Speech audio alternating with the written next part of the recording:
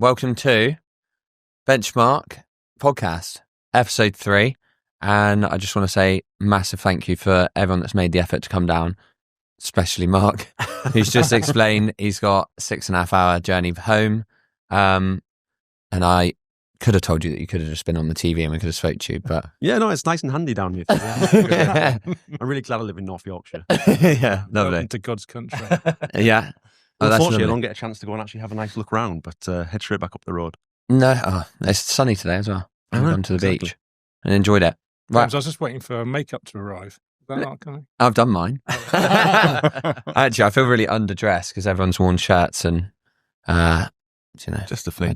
I didn't get the memo for that, I'm afraid. Right, I'm going to start with you, Mark. Oh, great. If that's all right. Yeah. Get you out of the way and then you can start your journey home, I suppose. Go home. Yeah. Leave us to it. Yeah. So just in general, really, just starting off, school, your career path, how did you kind of get into it? Yeah, so I did a geography degree at Leicester University. And I think the reason I ended up doing a geography degree at Leicester University was because I didn't really know what I wanted to do. Yeah. So it was kind of do a generic degree at a good university and kind of keep your options open. And then I think doing geography, the bits that I kind of really enjoyed was very much kind of the GIS and remote sensing aspects of it. Right. And then when I came out of university, my dad actually knew a local survey company that was just starting to do airborne LiDAR surveys. And he was like, isn't that what you've been doing at university? So I got in contact with them and they said, oh yeah, we're actually looking for surveyors to come and man all the GPS base stations for the airborne LiDAR. And said, come along. And that's how I got into it. And I've been kind of in the industry ever since. So yeah, pretty much since I left university in 2000. So, and what's that now? 25 years in the industry. Yeah. So it's always been surveying really for you, which is kind of different from a lot of career paths, really. Because I think that's true for a lot of us, actually. I mean, I've been survey all my life as well. Yeah. No, totally. And it's, and I think you'll probably come onto it in a bit, but it tends to be that people fall into it. But then when they get into it, they stay into it. And I think one of the interesting things for me is I've always kind of been on the LiDAR side of it, the more advanced side of it most of my career. I didn't do a huge amount of the traditional kind of, leveling total station piece. It's kind of, it was airborne LiDAR, then it went into terrestrial LiDAR, mobile LiDAR. I've always been on that side of it throughout my whole career. That's quite a specialist subject to be on. And I suppose there's a lot of like traditional land surveyors that probably wouldn't have heard of LiDAR surveying at that point, because it's fairly new now to be used. We're picking and choosing traditional methods now and then LiDAR. Totally. So what was it like, right at the start, equipment wise and things like that? It was amazing. So when we started on the airborne side, we were actually working with Fugro. So we're using their FlyMap system, which was a helicopter based LiDAR solution. So you got a helicopter flying, 60 meters off the ground, 60 kilometers an hour. I think it captured about 22,000 points a second. And then it had 2 video cameras. It had a down-facing camera and a forward-facing camera that was recording on VHS tapes. Yeah. But like you say, this is kind of 25 years ago and it was kind of advanced then. But again, people are only just getting into airborne LiDAR now. And, the big project that we did there when I first started was we actually surveyed the entire rail network in Scotland in 1 month. Using this system. That was the kind of the project that we started on. So I got to travel the whole of Scotland and see pretty much every part of Scotland in 1 month, which was fantastic. Were you in the helicopter at the time? Wasn't really in the helicopter, no. So yeah. So what we were doing, we were manning the GPS base station. So a bit like mobile mapping now, you generally want a base station within, say, 20, 30 kilometers of the survey system. So as they were flying with a helicopter, we had to have base stations all along the route. Right. So it was quite nice because you'd have to go out, set up your base station, the helicopter would come along, it'd actually fly over the top of you as well. And then once it's flown over, you had to kind of leapfrog the base station. You had to jump in the van, drive, get to your next spot, set up, make sure you log in before the helicopter came along again. So again, very similar concepts to what we do now in mobile mapping, but this was, like I say, a long time ago. A long time ago. And that was just basically your ground control, fixing all of that LiDAR data. Yeah, it's ground control, but it's post-processed GPS. So it's you're processing your base data alongside the raw GPS data that you're capturing on the system, and that's how we get our final accuracy, get that best trajectory that we captured. So yeah, again, ideal for those kind of long linear surveys. So that's kind of, and then we went on and, a lot of focus around, okay, what else can we survey it for? So a lot of long linear mapping surveys. So we got into a lot of kind of coastal surveys, road surveys, power line surveys. We actually even surveyed the London Underground, which sounds quite bizarre. How do you survey the London Underground with an airborne LiDAR system? But actually, more of London Underground is above ground than it is underground. Right. So we actually surveyed all of that, which was cool. You were probably having to come in off trig points back at that time. Yes, there was no cause net. Yeah, there was no cause net. Hence why we were, installing all those bases on the trig points. So, wow, it was a great project. But then we kind of ran out of long linear things to survey in the UK. So it was kind of a case of, right, okay, where else is there lots of long linear things that we could survey? And that led us to the Middle East. So quite early on in my career, we went out to the Middle East on a bit of a business development tour, going around the different countries out there, trying to find opportunities for like pipeline surveys. Right. We got to go everywhere and across Abu Dhabi, Dubai. We ended up in Iran, Saudi Arabia, across the whole area. And it was actually Qatar where we got a local partner there and found some opportunity. But it wasn't actually airborne LiDAR opportunity that we found. It was actually terrestrial scanning. Right. And that's what took me out to the Middle East for 6 years. Okay.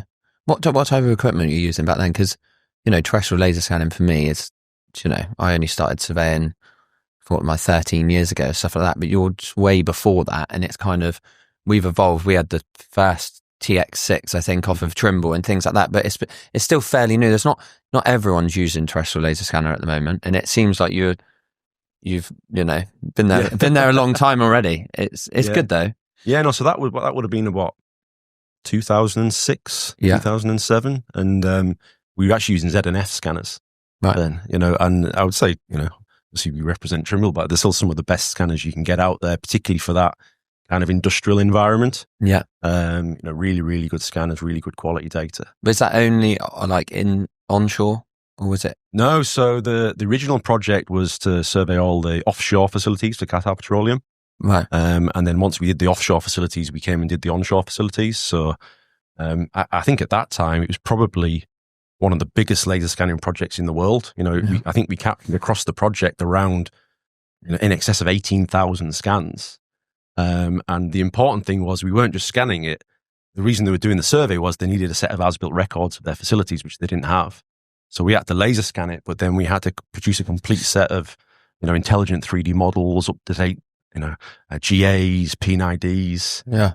So it was a huge project, and it kept us busy over kind of 4 or 5 years. Yeah. Doing that project. And again, that was a number of years ago, and I think even now that would be a big project. And I think that's what I liked about the Middle East, that the scale of the projects you got involved with out there was just another level. That was like a £25 million project, laser scanning project.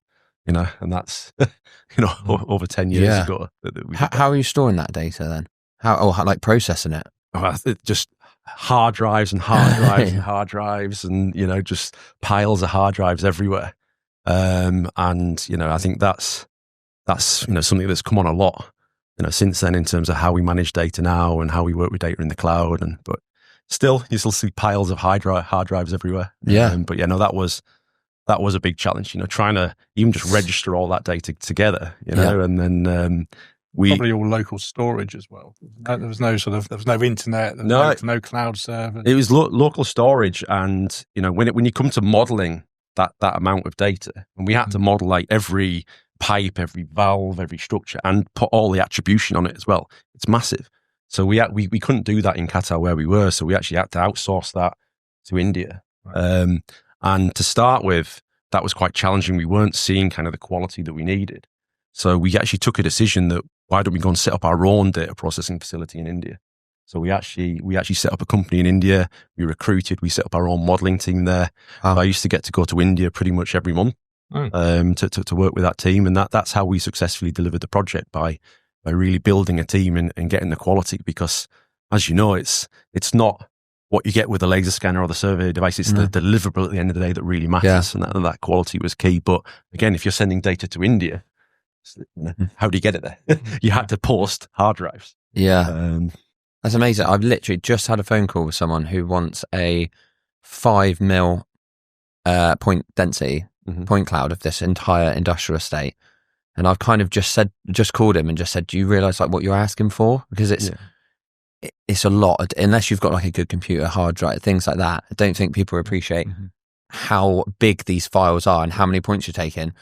But if you're going back to your, like, when you had it with the internet, like, I'll just send, over Google Drive if it's a good size or something like that, or, hard drives, how good they are these days. But back then it must have just been so difficult to store, move, copy. Yeah, it's a nightmare. But even now, we have this tendency to say, I want as much data as we can. I want to capture on the highest resolution. Yeah. And sometimes you have to sit back and think, do I need that data? Because, it's going to take much longer to process and manage that data. And, even like the work we do now with the mobile mapping, the MX9 will capture 3.6 million points a second. But we won't always capture on that. We're dialing it down because it's just, it's more overkill. Data to work with. Yeah, exactly. Yeah. So after that, you kind of, I've got a note that 2013, I think, then you returned back to the UK. Yeah, right? So I had, my 2 daughters were born out in the Middle East, in Qatar. Really? They were getting to an age of starting school. So we kind of decided it was time to come back to the UK. And like I say, I live up in North Yorkshire, and there was a company up there called MDL in York. So I actually joined them, and do you know Elaine Ball? No. Elaine Ball. Yeah, she get kids into survey and all that. She was the MD of MDL. Oh, Elaine Ball. Yeah. Yeah, so came back and joined them. And Measurement Devices Limited were a company that sold laser measurement systems and dynamic positioning systems for the mining and offshore industry. Right. And Steve, the owner there at the time, he wanted to set up a services part to the business. So actually, when I came back, I joined them to set up a services division, kind of to deliver projects with that technology. And that's really where I got into mobile mapping, because they developed a system called the Dynascan, which was kind of the first mobile mapping system that I got involved with. And it was really designed for mapping quarries and doing stockpile surveys. Yeah. So it was kind of first exposure to mobile mapping. And that Dynascan system actually became what was the MX2 at Trimble. MX2, yeah. Eventually. So got involved with that, and we got to do some really interesting projects with that system as well. That must have been groundbreaking for like the laser scanning and capture of stockpiles and quarry faces and things like that.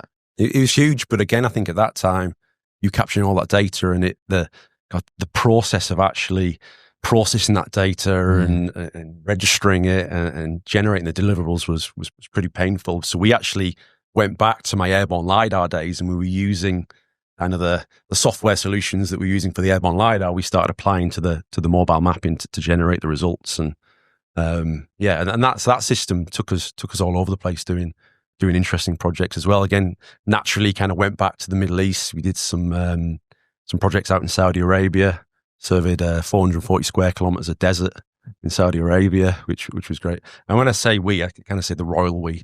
The team spent the time in the desert. But that was a really good one. You're in the air-conditioned cabin. Yeah, exactly, yeah. And then there was a really cool one. We had a partner out there in Saudi, and they did a lot with Mecca, the Holy Mosque in Mecca, and they were doing a documentation project of the mosque. And they were mainly using Faro scanners to document the mosque. But they're like, how are we going to survey the roof of the mosque? And they were aware of the Dynascan. So we actually sent a Dynascan out there, and they put it onto a forklift truck and craned the forklift truck onto the roof of the mosque and mapped the roof of the mosque with a Dynascan, which is a really, really cool thing. The only problem is, obviously, if you're not a Muslim, you can't go there. So we had to train the local team there to do it, and they went in and did the survey. So, but yeah, that was probably one of the coolest early kind of mobile mapping projects that we did there. Nice.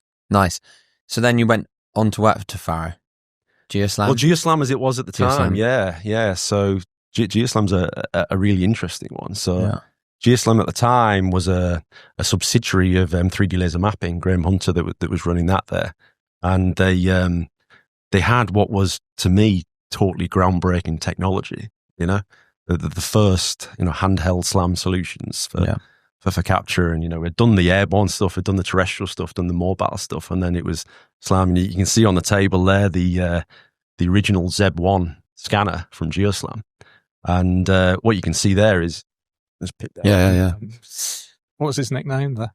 It had a lot of nicknames, and I don't know why. I can't think why it came about. But what was unique about it is you've got the laser profiler there, which is doing a 2D profile. Yeah. But it's actually the natural gait of your walk that's nodding it back and forth to give you that 3D perspective.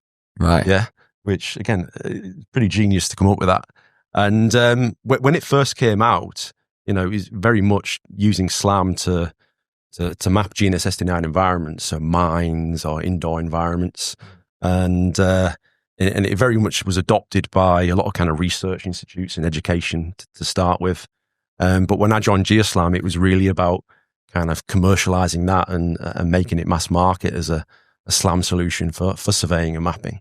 Yeah. And again, that's over 10 years ago now, and it's still only just starting to be adopted in terms of technology. Do you see it as a big future, SLAM, for us? Like, do you think it's going that way, isn't it? It's solutions. huge, yeah. It is. It's got a massive future, and I think we have to think about these things. We talk about how do we make scanners capture more points or faster. We talk about GPS that's more accurate, but actually SLAM's something completely different. It's that.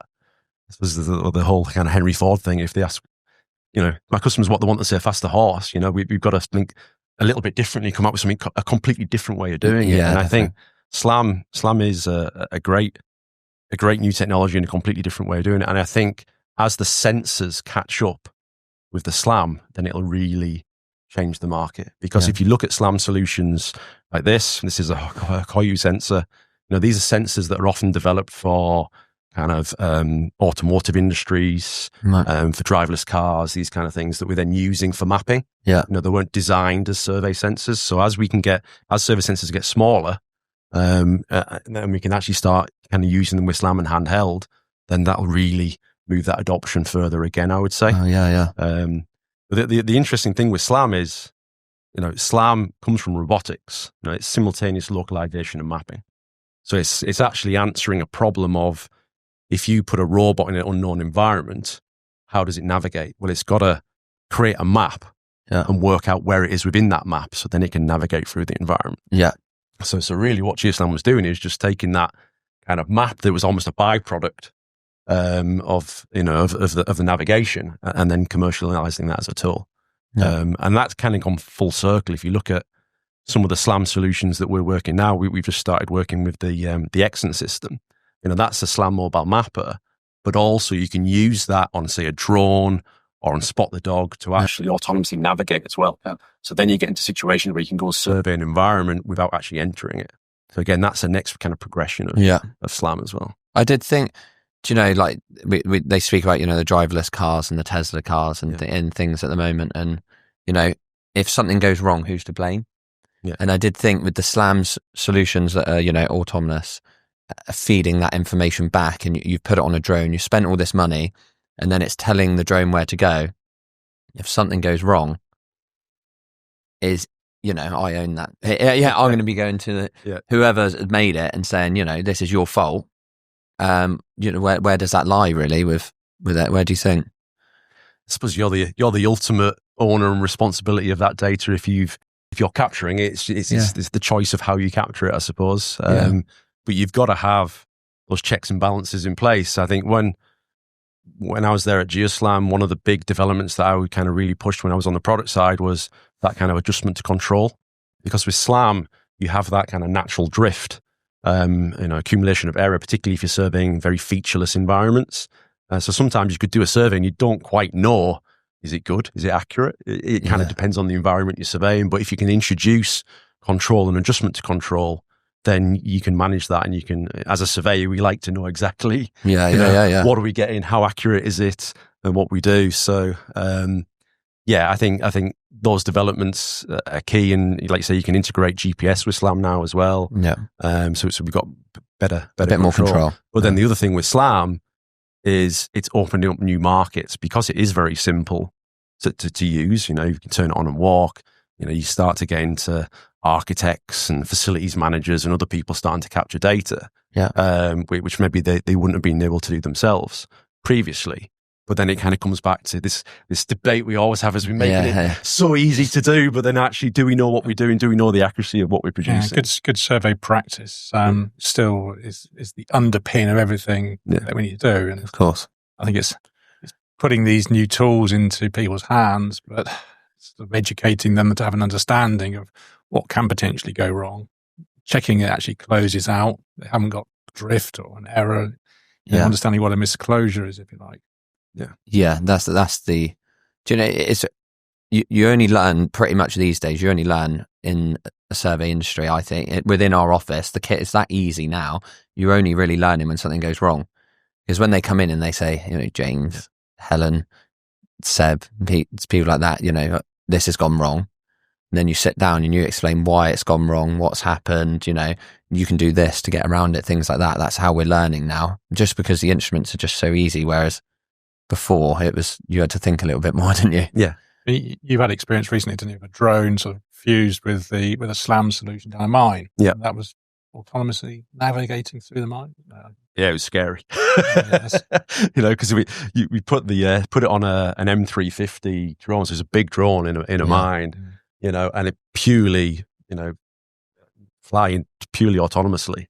And if you were in that mine and that thing was coming towards you, it must make a hell of a noise in there. The speed that it would fly, that blew my mind. The way that it could create a map and navigate through it in real time, avoiding wires and things, absolutely phenomenal.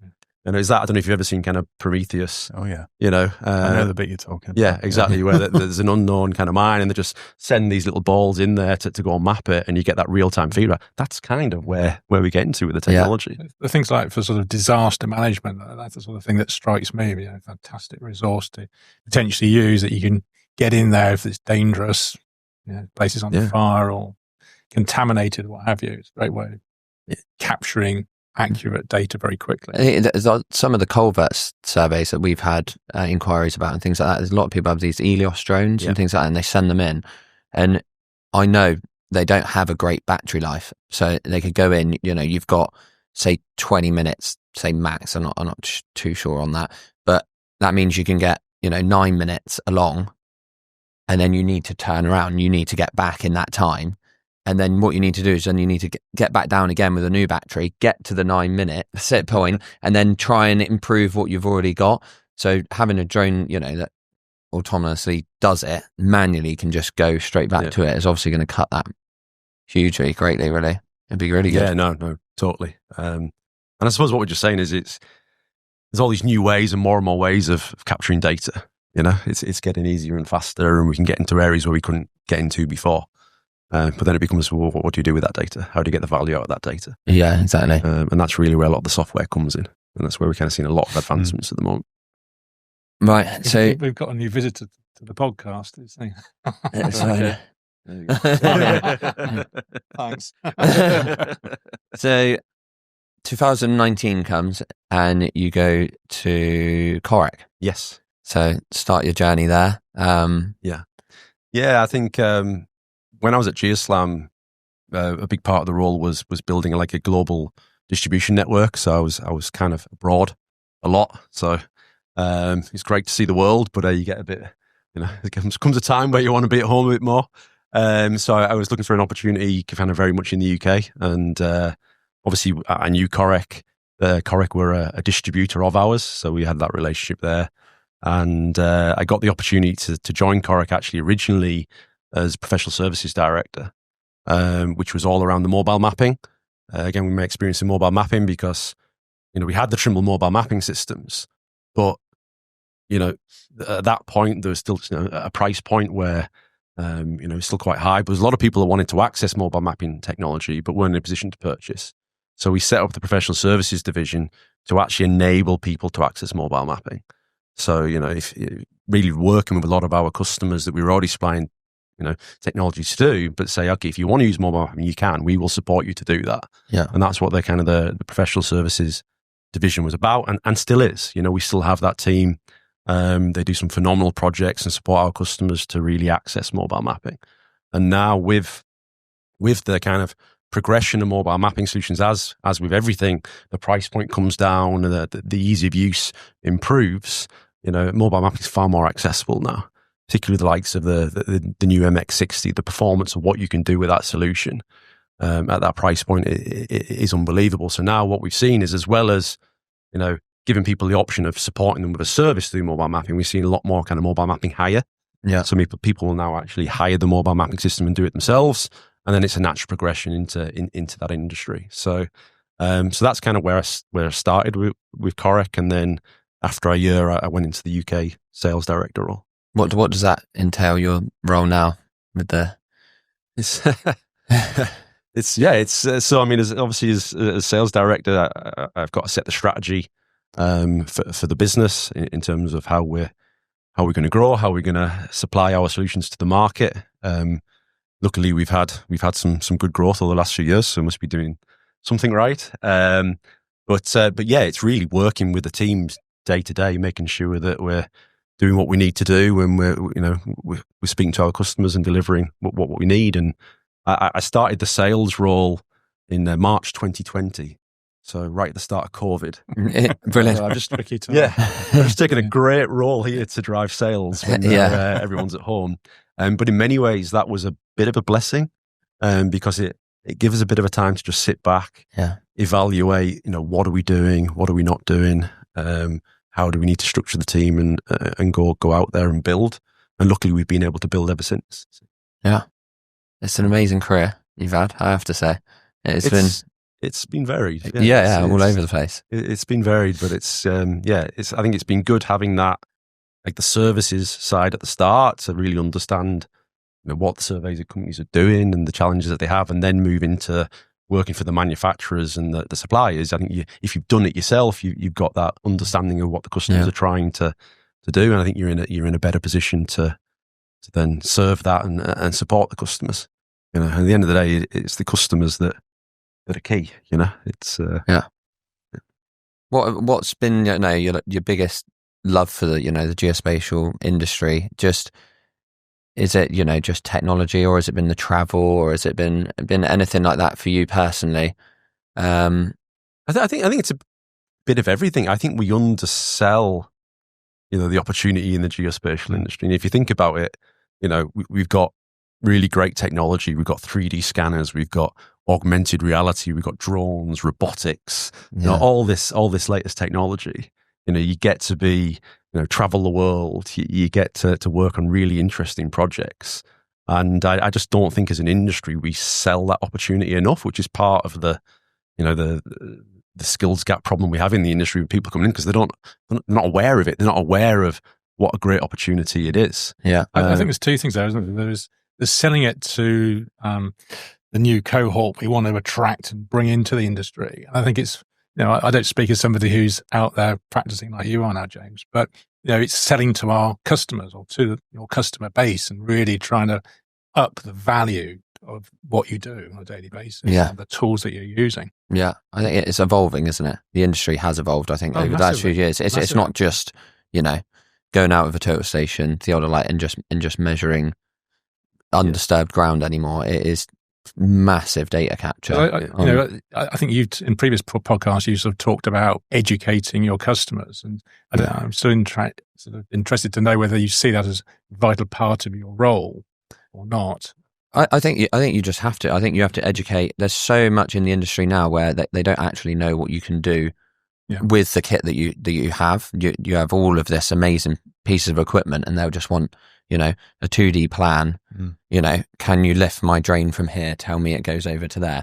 Well, actually, we can go a lot further than that. We can actually 3D model all of your ground, go into design. It can also then lead into like building management, BIM, things like that. You can 3D laser scan it. You can do whatever you like with the information now. And I think once you educate a few people on that, they almost go, oh yeah, I could do with that. And then you end up with more and more work. And I think it's a job for us to, promote ourselves, because traditionally the pay hasn't been amazing. I don't think. And our prices have gone up, especially with April coming around. I know this is coming from a business side, but April's coming around, and I think minimum wage is over 25 grand a year now. like even my time surveying, I haven't been surveying for ages and ages, but 25 grand got you a very, very good land surveyor not that long ago, especially down in the south. Well, 25 grand now gets you someone who's never been in the industry, never stepped foot into it, and you're starting at that point. So the gap of that, what you're quoting and things like that, has to increase. Yeah. The client has got to pay for it. Equipment's not getting cheaper, things like that, and the quality that we're giving is a lot better, I feel, than what we gave in the past. Wages being a problem in the industry throughout, haven't they? They have, yeah. When I first started in the UK, this was back in the late 80s. I was on £8,000. But I stuck that into the Bank of England calculator. I get worked out to be about 19 and a half. Yeah. So, struggling to make ends meet, really. I think we sat down the bills and everything. About 5 years ago. I would say it was about 4 or 5 years ago. And my mum's day rate had not changed since like 20 years. Day rate had been exactly the same. And I was like, this has got to change. Yeah, it just doesn't change. I hear it regularly. I don't necessarily go around saying what rate you're charging, but you enter into discussions with people, don't you, trying to find out about their business, and they're either having a moan about the rate or how busy they are or what have you. And quite often it comes out what they're charging. And I can remember discussions 20 years ago, and they were probably charging something similar to what some people are charging today. Yeah. But we undervalue the work that surveyors are doing. To me, surveying is critical on any project. It's if the survey's wrong at the start, and then the design is done wrong, that could cost millions of pounds to rectify. So why are we doing kind of a race to the bottom on this thing when actually it's critical? And if you look throughout the project, you've got the original survey for the topo survey for the design, and then you've got obviously the setting out piece, you've got the construction verification, you've got the as-built. Throughout that whole project, the surveyor is there doing their piece. And to me, that's part of the problem we face. If we can really start selling the value of what surveying is and keeping the rates higher, then you can pay higher salaries, but then you can encourage more people to come into the industry. Yeah, definitely. It's an absolute catch-22 situation. We had this conversation the other day, but if you look at the cost of a survey, let's say, to use the general word survey, but to go onto a site, it must work out as a fraction of hundredth of a % of the value of the site. Exactly. But if you don't know where the boundaries are, you don't know where the access road, where the sewer is, where the specimen tree that's got to stay, and the design can't fully utilize the space, you're not going to maximize value from that piece of land or whatever it is. Yeah. And if you don't have that starting point, how are you going to make the most of it? A lot of people ask, what do you do? What do you do? And I've kind of come up with the term now that we are pre-construction. If anything needs to be constructed, we are before that. And that's with anything really. I think if anything's going to be moved, it could be a bungalow having a single story extension. You still need to know the details of how we're going to bring that out, the footings, the piles, the topography of the garden, things like that. It can be that small or it can be enormous, It's the same as setting out, isn't it? I know you're talking because you're generally focusing on sort of land survey rather than setting out side of the business. But I think the equal thing comes with setting out engineers. And, if the steel arrives on site and it doesn't fit holding down bolts, what problem have you got then? Yeah. And it's just trying to really promote the importance. Yeah. I feel quite passionate about it really, because I think it's something which we need to promote. Yeah, definitely. Yeah. I think we'll come in a bit later about the skills gap and how we can, improve that. So I'm going to move on to Chris. Okay. You're done, Mark. You're done for a bit. You're done for a bit. You did well there. So, just to start for you, really, kind of how did you get into the industry? You come out of school, go into whatever you've done, really. Yeah. I was at school. I did my GCSEs and did A-levels after that. And a bit like you, Mark, I didn't really understand what I wanted to do with my life at that point. And actually we did I looked at this not so long ago. We did a careers profile assessment at that age, and it was like a 3-hour test, all personality tests mainly, and a few different skills and things like that. And number 1 and number 2, I think, were like military type careers, because I like the outdoors and into all that sort of stuff back then. Number 3 was farmer, and number 4 was surveyor. And I sort of looked at surveyor and then thought, I don't know what that is, and put it down, and didn't really give 2 moments thought to it. Went to university, quickly figured out that actually I'd made a mistake, and I didn't really know still what I wanted to do, and I was going to waste a lot of money and a lot of my time if I'd have stayed at university. So phoned my dad and said, I don't think this is the right thing. And he said, yeah, that's fine, but if you come home, you need to start working on something like tomorrow. And okay, yeah, no, that's understood. Went home, just carried on working for a local supermarket for about 6 months and did a few different jobs there. And then it was actually my mum who saw the advert in the paper for a surveyor, and the advert was reading something along the lines of assistant surveyor, I should say.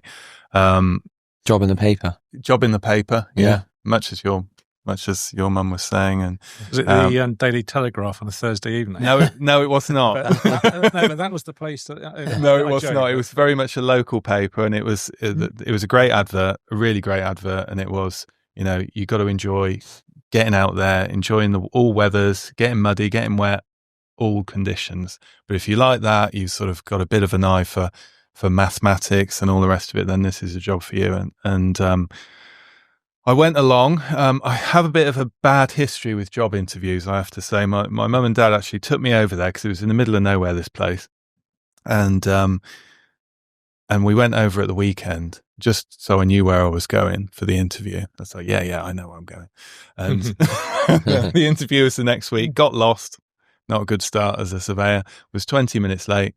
But Mike Hopkins at Mobby Land Surveys at that point, now he's at Storm Geomatics, he was interviewing me, and I got along fine with him, and he gave me the job, and the rest is history. So I started, I worked there for 12 years, and I started off, just learning the job, a lot of a big mixture of different things, some topographic stuff, quite a lot of measured buildings, later on putting in sort of wide control networks, GPS, things like this. Tape and disto back then?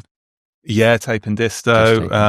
Tape and disto, absolutely, for the MBS stuff that we were doing, certainly in those early times. But the vast majority of the stuff I was doing was river surveys and flood defense projects, things like this. So going along, lots of cross sections, building up the digital model of the river, and then passing that on to the hydraulic engineers and all the rest of it, so they can do the flood events on the data. And worked with all the normal stuff that we do, total stations, GPS. Even when I first started, we were just about getting into GPS. Still doing an awful lot of level runs back in those early days to Ordnance Survey benchmarks, which were still moving all over the place. But GPS was coming in, and that was a godsend, and we were using that for our control. And I loved it. I absolutely loved working as a surveyor. I couldn't believe I was getting paid for it, actually. I wasn't getting paid very much for it, especially back in those early days, but we'll talk about that. But I thoroughly enjoyed it. Yeah. Thoroughly enjoyed my time as a surveyor. How long were you there? 12 years. Wow. Yeah, so all different, and right from trainee, assistant, and then, of course, leading the projects after that. Wow. Lovely. So then you leave that role and you go into sales, which is a big is a big transition. So, but you stayed within the survey industry. So yeah. So I joined Korec back in 2012, and that was a personal risk, because you get, all right. We talked about salary in surveying. It's not a huge salary, but still, it's a it's a guaranteed salary, and you go into a job in sales, and you don't know if you're going to be any good at it, do you? That's the thing. You don't know what to expect. Yeah. you don't know what to expect. Well, you must have been all right, you two, because you sat here. Eventually, it took a while. Yeah. Eventually, Exactly the same as me. I was absolutely bricking it. Yeah, I could yeah. see this sort of opportunity. Yeah. But I didn't know how. It was unproven. No, exactly. And it massively out of my comfort zone, massively. And again, the interview process was quite a funny one when I joined Korec. So I went along. It was probably the first interview was on the telephone. So I spoke to Andy Beckson, who was at Korec at the time, as sales director. And he sort of quizzed me, grilled me a bit. And he wasn't over the moon with my knowledge on all things technology and Korec and all that. But he gave me another chance and said, okay, fine, you can come in for an interview, do a couple of presentations on this and on the S series and the business as a whole. So yeah, I can do that. So I spent a lot of time on these presentations. I got them together really nicely, and they were pretty good, I thought, at the time. And I went on holiday, came back from holiday. I was in America with my wife, and then went along for the interview. Said, turned up at the reception, said blah blah blah. They said, okay, yeah, we'll get you upstairs in a minute. Alan Brown, Andy Beckson came downstairs. So yeah, do you want to come up? And came for the interview. Did all the interview, went pretty well. Presentations went pretty well. I think they were pretty impressed. Okay, do you realise you've come a day early for this interview? So I'm either late or I'm early. But actually, they gave me the job anyway. They'd sort of understood that I'd been to America, maybe a little bit jet lagged still. So it was all good. But yeah, but Andy said, if you're no good at selling, then I'll have to fire you because, because you're not selling. So, but purposefully, because you need to understand what you're getting into, and there's nothing personal, but you need to support yourself and you support the business, and the job is to sell equipment. But very much, you have that image of a salesperson, and I don't think it's like that in our industry because the customers are very well informed normally, know what they're after, and it's our job to sort of help them with the latest equipment and the latest workflows and the latest in the software and all the rest of it. And that's very much how it is, and it suited me a lot, I would say, because it was very interesting, and the technology is constantly moving. And you sort of, when you're younger, you sort of fear change, and you think, "Oh, I've got to learn this, or I've got to do that." But in our world, it's not like that at all. You're fully excited all the time for the latest thing to come out, and you're engaged in it, and you want it. And if it doesn't come, then you're getting a bit frustrated, and you want it to come faster. And it's always like that. You must have a good grounding knowledge, though, because it's sales, I suppose, in the survey industry. It must be. It's not like buying a car, is it? You don't go there and go, "Oh, I like the color. It goes quite quick, so I'll just buy that." Like you must get grilled by a lot of industry professionals to who pick the Nicky. You get grilled, but if you look at our best salespeople, they're the people that don't try to sell. Yeah. If you know what I mean. And what I mean by that is, our best salespeople will come in and come and see yourself, and it's actually about trying to understand people's businesses, understand the challenges that they have, understand actually how we can support somebody. And if you can actually say, okay, well, you've got this project, and we have a solution here actually that I think could enable you to do that, or you might be able to do it quicker, and therefore you're going to be able to earn more money. Then we're not really trying to sell you something. We're actually trying to improve help your business, you and support you. And I think that's key, really. That's key to what we do. If you look at Korec, people often think Korec is a technology company. Korec are actually a people company. We supply some great technology from the likes of Trimble and other manufacturers, but the Korec added value is kind of the support and service that we give the customer to be successful in implementing that.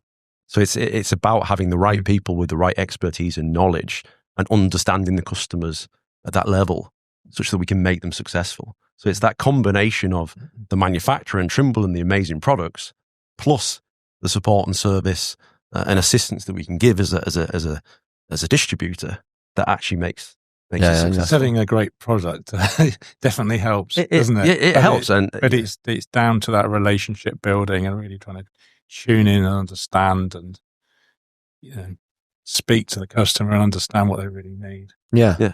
And that's coming from the client. Going back to even what the client, it's the client knows what he wants or doesn't know what he wants, but it's our job to give them that, and it's your job to supply us with the right equipment to fulfill it. Exactly. So from our perspective, our strategy is being close to our customers and a very kind of customer centric approach, because that's how we're successful. We need to understand our customers inside out. We need to understand how we can help them, and then if we can help them, why wouldn't they work with us? And that we have this kind of trust brand promise at Korec, which is transparent, reliable, understanding, supporting, timely. And that if we can deliver on that, we'll do well. Our customers will be happy. And we don't always do it right. We don't get everything right, but that's what we aspire to do, is just to deliver that level of support and service on top of the fantastic products that we get. Yeah. And that seems to be the good kind of solution of how we're successful. Yeah.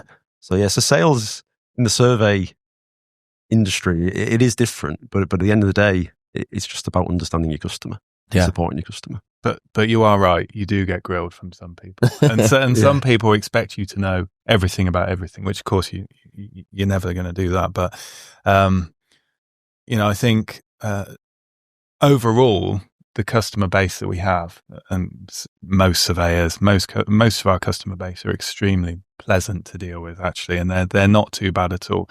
But there's always a few. There's always a few. What? Start naming them now? No.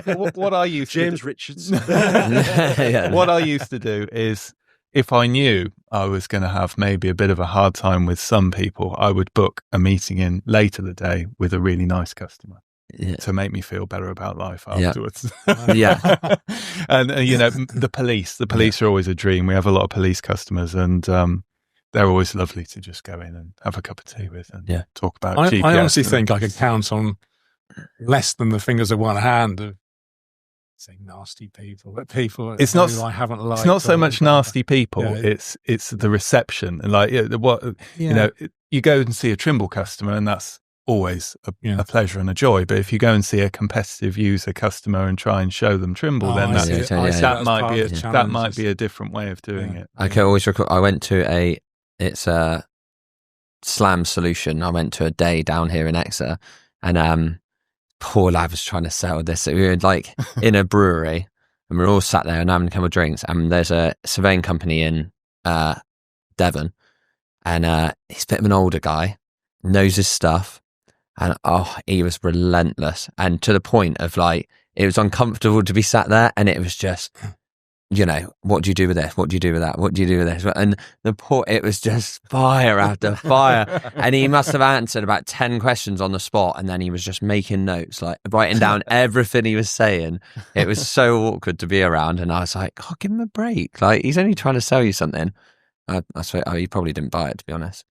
But that's just surveyors. Surveyors want to know the detail. Which is great. And sometimes the solution's not right for somebody, and so that's why it comes back to, well, what are you trying to do? Maybe it's not right for you, but maybe it is. And I think with all this different technology, it's all complementary. It's all about having a toolbox of all these different solutions and working out the combination that's right for that project. Every tool has its benefits and disadvantages, but I think that's where we've got to as a company now, is we really set ourselves on investing in the staff and equipment over the last few years, and the equipment has been spot on. I think now we've kind of sat down this year and said we don't really need to invest in any equipment, or that obviously we need to with staff continued, but we go to the storeroom and there is just so much equipment, and you can kind of just pick and choose what will actually enhance or improve the whole time. So they can always take a laser scanner, they can always take a total station, always take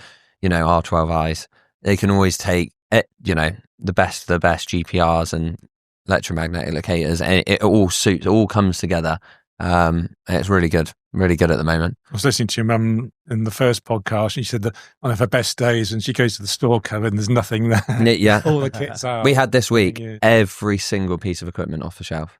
The whole thing was bare, completely bare. It sounds like you need some more equipment, James. No. No, we're out. These challenges. No. But even, I brought the TX6 today. That's been out this week. Great scanner. Yeah. But you kind of buy, you upgrade and things like that over time, and people just kind of push them to the side, sadly. But no, we're still going. Yeah. So you moved from Korec directly to Trimble. How's that been? And it was 7 years, wasn't it? 7 years at Korec. 7 years at Korec, yeah. So at Korec, obviously, it's direct selling, so you go and see the end customer. And at Trimble is a bit different. So I interface with the dealers, the distributor in the various regions that I cover. My job today is channel sales manager, so I'm covering the distribution that we have for the geospatial product line and the building construction product line. So the core survey kit that you're using. So my region today has changed a little bit over the years, but my region today is the UK and Ireland, Iceland, and a bit of Eastern Europe, Poland, Czech, and Slovakia. It's varied over the time. I looked after South Africa for a bit, Scandinavia, Benelux. Benelux I looked after only during COVID, and I never went to see them once. Actually, it was really bad. It was a year, and we weren't traveling at that point. So, the importance of seeing someone and going, is vital in our world. But no, it's great. I mean, obviously, working for the manufacturer, you're closer to the technology as it's changing. But then you can go and see all of the different distributors as well, and learn how they operate, see how they operate, pick up some good ideas in one place, apply it to another place, and see the different ways that people work. The surveyor's construction happens the way it happens in certain countries, but it might not be that way in every country. There's different things in play. I thought that was one thing I was going to bring up later on, but we might as well go into that now. And that's how, when I went over to Trimble Dimensions, it was actually eye-opening how differently people work doing a similar job role. How do you find it kind of going to all these different countries, and how do you feel we sit within that, the UK? Progressively. I think we're relatively progressive over here. We're not Norway, and Norway would be sort of probably number one for forward thinking, but they're like that with everything. I haven't been over to that dealer for a while. It's been a couple of years since I looked after them, but go to Oslo 3 years ago, and it was mostly electric cars at that point. I think whatever they decide to do, they just make it happen instantly almost over there. So they would be very forward thinking, and it certainly in terms of construction and everything by and large, I think is digital over there. But I think we're pretty good over here. Digital construction is big, and you look at the construction companies, and overall, I think they're pretty forward thinking. They want to see a cohesive workflow from design to construction and build. Always need to help with things like that, and we do try. We spend a lot of time with construction companies trying to advise them on the best way of doing these things. We're getting there, aren't we? We are getting there. It's just that there's a few steps, isn't there, I think, to get through. It'd be interesting. I don't have the knowledge of Norway or any places like that, but it's good to hear that, you go to those places, then you can come back and implement that over here, and hopefully improve us. Well, they're kind of showing what's possible. What was that project where they had no printed out drawings? It was all fully digital. The famous bridge, I think, the Randasalva Bridge, I think it was called. And huge, great big project, multiple consultants and contractors on there. It was fully digital, and what they're doing there is pretty amazing. But it's we do what we can. We do what we can, and we spend a lot of time researching these countries. Actually, Norway in particular, Scandinavia, Australia is pretty good with this, and also the UK and some other countries in Europe. We spend a lot of time with them to identify sort of key workflows, key what they're after, how they would improve things. Because if Norway's doing it today, then there's a very good chance that we will do it tomorrow, and the rest of the world will follow after that. So, but I'm right in saying that like the UK is one of the biggest like laser scanning markets. I was quite surprised by that. I thought maybe America or others might, but actually there's more adoption of scanning here in Europe than there is over in America, for example. Yeah, I did. I spoke with a few people from Trimble not too long ago in a meeting, and they were talking about laser scanners, and they were a little bit surprised when I mentioned that. I thought just over in America they just scanned everything, but I didn't mean it. One of the ladies did say, the UK, you're one of the leaders. You do all this, exactly what you've just said. Yeah. I felt like when I went over to Trimble Dimensions, they just scanned everything for the sake of it, and I was just like, I don't really get what they were coming for it. I sat through one of the 3D laser scanning talks, and I just thought, why don't you just use a total station? And it was like, it was really simple tasks, and it was just laser scanning, and they were talking about leapfrogging their instruments and all this huge data capture and putting it into computers, and I was thinking there's a lot simpler way of doing that. But I suppose that's just how they work and how we work, and it's the workflows that they have. They're probably a lot quicker than I am at post-processing laser scan data. So it's with scanning, I suppose it's whether you're trying to reduce time on site or back in the office. I suppose. Exactly. Yeah, it's we scan it on site. You can maybe get off site quicker, but then you've got that extra time in the office extracting what you need. But I suppose it does rain there 80% of the time. So well, that's true. That's true. Yeah. But that's why we're starting to see a lot of that. More development on the processing side and how we speed up that extraction piece, which is huge. Yeah, I think that's the next level, I think, of where we're going and where a lot of that development is coming. Is we can capture all this data much faster now. So people are using these mass data capture solutions, but then how do we extract that information? 100%. We've struggled on a few projects. I think I'd say over the last few years, I think the balance between okay, we can capture all of this data a lot quicker. We're only on site a day. We can do this, and then it takes so long in the office. And I think traditional methods would have been a lot simpler. And probably a little bit more accurate, I'd say, on a couple of the projects, just because of the complexity over, how much you're capturing. Yeah. So yeah, there needs to be a balance, I think. When you visit these different companies, Chris, do you think some of those countries presumably have a cadastre?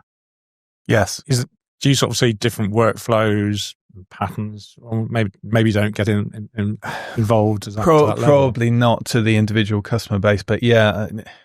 It would drive the business a certain different way, and maybe that we see more total station sales or more emphasis on total station sales in certain regions. I think some countries are just more, maybe they're just prone to work in a certain way, So from what I see in Germany, there's a lot of civil engineering surveyors over there, and they go for the sort of maybe the one box mentality. So we see a lot of SX12s being sold in Germany, and less total station and scanner individually. So they like to put everything in one, capture everything, always have one piece of equipment that they can do everything with. Over here, typically we still sell a lot of SX12s, but I think the X9 is by far our biggest laser scanner, for example. And as you say, we've got a very mature scanning market over here. Likewise in France, France would be very similar to us. But yeah, Germany and Scandinavia, maybe they're more SX12. It's individuals. Don't worry, we'll sell more SX12s here for you, Chris. Yeah. That's good as well. That's good as well. So yeah, you have a clear passion for the industry. Kind of, what do you think gives you the buzz each day for you to stay within it? Because you've been at several years now. What gets you going?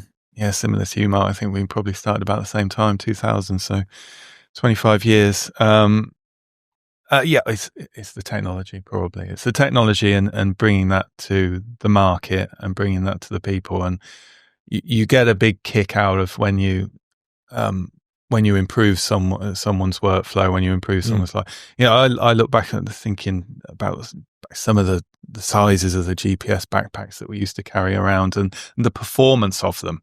You think about the performance of a GPS today and where you can take a GPS today compared to where you could even 10 years ago or 5 years ago. The performance of them now is remarkable. So in the future, no doubt, it will be even better than it is today, and the products that we have, the software that we have, will be even better. Machine learning, taking some of the efforts away from the mundanity of the office work and things like that. So it's a very exciting space. I think, as you say, it's changed a lot over the last few years alone, and no doubt it will change a lot in the future as well. Yeah. No. Do you have the same problem as me? So we've been in the industry a similar amount of time. Can you actually explain to your wife what you do? Because I really, my wife or my friends, or if you're at a dinner party and there's what do you do? Like, I hate this question. Yeah, this can be 20 minutes long. I measure stuff. Yeah. I could definitely explain to my wife what I do, whether she listens or not. So no, it used to be a lot easier when I was a surveyor, and I would just say I measure rivers, and I walk in rivers all day long. Working for Trimble now and going to see dealers and talking about technology, that's a bit of a harder one to explain, I would say. But the people in our industry get it, but outside of our industry, maybe not so much. Yeah. But it comes back to what we were talking about earlier as well, is that general awareness about this industry it is not there. So even just trying to describe what you do as a living can be challenging. Yeah. Or even, what you've been called over the what is your role, and there's been so many different, are you a surveyor, are you exactly engineer? That's it that's going back to my careers profile. 4th on the list, surveyor. What is a surveyor?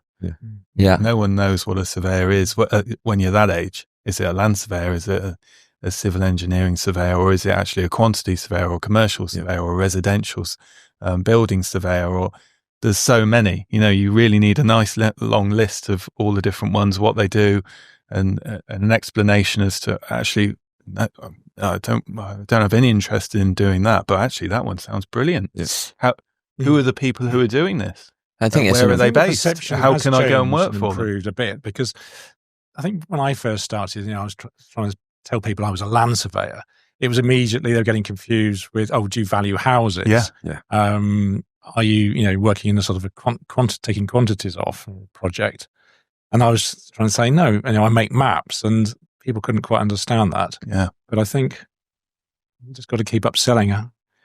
I think it's how we do it as well needs to be the thought, and that's not, from a modern side of it is the advertising. I go back to the Marines and people like that, where they put these videos together on TV, and they're really engaging, and they really make you think, I actually could have been in the Marine, I could have been in the Army, and you look at it as the outdoor, and there's not enough videos of land surveyors or this career and actually highlighting how good it is. It's all good and well us saying, you get to stand outside for a while and you get to do this and you use this piece of equipment. But it's that engagement that really, triggers someone's thought and thinks, sure, I could do that. I saw a video the other day, actually, and it's on LinkedIn. And, it was they were sort of advertising for engineering surveyors.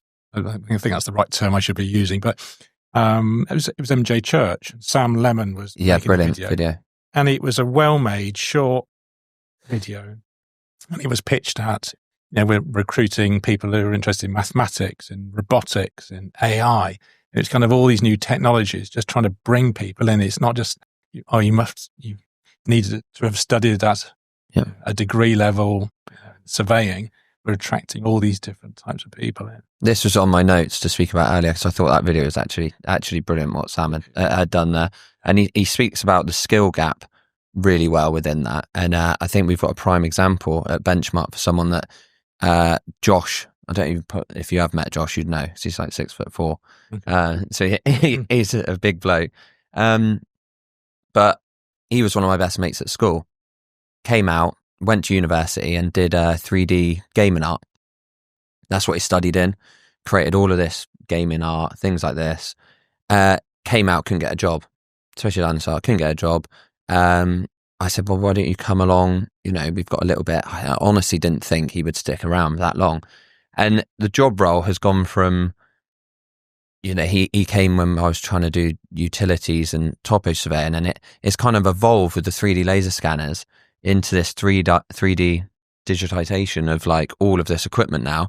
And the job role is kind of perfect for him. And he's putting all of these videos together at the moment with the 3D laser scanners and trying to present that to people and using new softwares like Nubagon and things like that to show off all of these point clouds. And it's almost perfect for what he studied in. And it's all this camera fitting and all of this. And it's something that I don't have a clue about, but he just does it. He's got a massive passion for it. I've asked him this week, can you put some videos together? Can you do this? And he's like, yes, I can, because this is what I've studied in. So yeah, I think we need to kind of, you know, open up to this skills gap. And it's a changing, evolving world. It's, you know, once upon a day, it was sort of a very set kind of process perhaps. And now you're adapting to the market. Yeah. But in many ways, if you look at, you know, kids these days, they're on 3D gaming environment. They're in the 3D environment. They're in the digital environment. It should be perfectly aligned for them, absolutely. you know? Yeah. But they're just not aware. No. You know? So. And even improving your mobile mapping side, there's a lot of office time now. So there's a lot of people that can be out, but there's obviously a lot of time that's indoors these days. So it's fitting that side as well. Gone are the days of getting absolutely frozen to death, soaking wet for majority of the jobs. They could have a mobile mapping job where they sit in a car, they're dry, go to the office and process and not actually have to be outside much. Rob, it's on to you. Over to you, Rob. On to you, Rob. Yes, go back to the start. I was going to say, you go back to the start. I mean, it's going back a long way. I was trying to rehearse in my head just to make sure you get this CV right, Rob. But mine is perhaps a bit longer than others. You know, when I first started studying surveying 43 years ago. So you can do the maths. That's right. But I had a significant birthday last year. Yeah. I mean, school.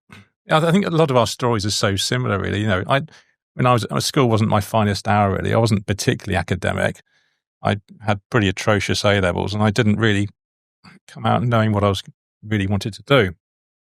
My dad was a farm manager, and for several summers, I've worked each summer on the farm, and it was a big farm, and they stored grain for other people, and we literally worked sort of 7 days a week, sort of 12 hours plus, you know. So I knew I wanted to be outside, but as to what that was going to be, I didn't know. I liked geography. And then, sort of various people sort of looked at, you know, careers at school, didn't really give me much guidance, if I'm honest. And you've got to remember, we're back in an era pre-internet. So if you wanted to research about something, it was either kind of who you know or who your parents knew, or if you'd sort of turned up somewhere and seen something. I don't think there were many people that sort of said, I'm going to be a such and such, perhaps. So, you know, if you're trying to do research, it was trying to go to the library or to find a book or speak to somebody. You couldn't just go online and find out about it. So I think I ended up writing. You know, once again, or maybe a phone, but you wrote and asked for a prospectus, and then you wait. The postman comes and brings the printed prospectus to the door, and you leaf through. And there was this picture of this guy stood next to an oil rig somewhere in the middle of a desert. I don't know what it was, but I just thought that looks pretty interesting. And this was they were advertising a course at the North East London Polytechnic. And at the time, I think there were only two academic centres that were actually doing a pure land surveying course. One was Newcastle, and then one was the North East London Poly, which is now the University of East London.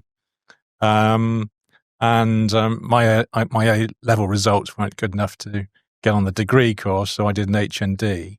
And I think from an early start, I kind of realised that this could be for me. A lot of outdoor thing, a lot of sort of precise work. I was quite a sort of precise type of person. The maths was still a challenge. A lot of, it was at the forefront of computing. So I certainly didn't have a laptop to type up an assignment on or anything like that. We kind of learning Fortran and programming in the IT sense. So you had to go in, book a computer and kind of do some work on that. So kind of, finished my qualification there and came out with this desire to travel. And I applied to a company called Seismograph Services Limited, who did seismic work. And do you know what seismic work is at all?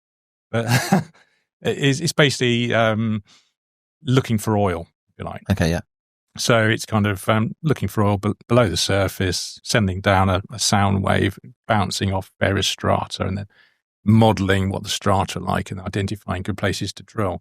So I still clearly remember getting this job offer. I actually turned up onto the interview at the right day and the right place. You managed that. Well done. Yeah, that's very usual. But you remember, once again, I think I caught a train down there, and then the bus, because I thought it was horse and carriage back then. Yeah, you're exactly right. But there was no sat nav. Even when I started the job at Korec, I set off in the day with an atlas in my hand.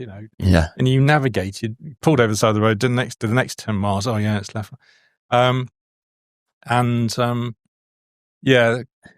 Classic interview. Anyway, got offered the job. I still remember getting the letter at my house. You're going to Papua New Guinea. And it was like a kind of dream come true. Oh, wow. That was my first posting. I was probably 21. So they paired me up with another good friend of mine, Julian Cook, and we travelled out together and landed in a country I'd probably only ever read about in an encyclopedia before, if you like. And into Port Moresby, and then sort of light aircraft hopping around the coast of Wewak, and then helicoptered out to it was a sort of a grass airstrip mission next to the Sepik River. Right. And it was if I say it was a tale of adventure, it really was. Really, it was like we lived on sort of two houseboats moored in the middle of the Sepik River. And I don't know if you're into your geography at all, but do you know what I mean by meanders? Like a river meander. If you look on a sort of satellite view, looking down at that river, it's just incredible. It's just a series of most tortuous meanders and oxbow lakes, and you can see now that the vegetation all shifted over time. It's incredible. But so we sort of spent a couple of days there, and then went off to the line, as they called it. And so my role was running a Traverse team, and then surveying up the line, putting pegs in at certain intervals, keeping the line straight, and then mapping the sort of the topography along the line, because the idea was that they'd follow along with a drilling crew. They drill down using sort of a water-based drill rod for about 30 meters or however deep they could get, put the explosives down, lay the geophones out, which was sort of maybe 5K each way, and then they'd set the charge off, and then the shock wave would bounce off the strata into the geophones, and then they capture it and process. But without knowing where those geophones essentially were, it comes back to the same thing. Where are we? And the Traverse team was a critical thing. But there I was. Yes, some days the Traverse team, I'd be also looking after the cutting crew, and this was like virgin rainforest. And looking back on it, thinking, well, was it the right thing to be doing? To be sort of chopping through. Chopping through sort of virgin rainforest.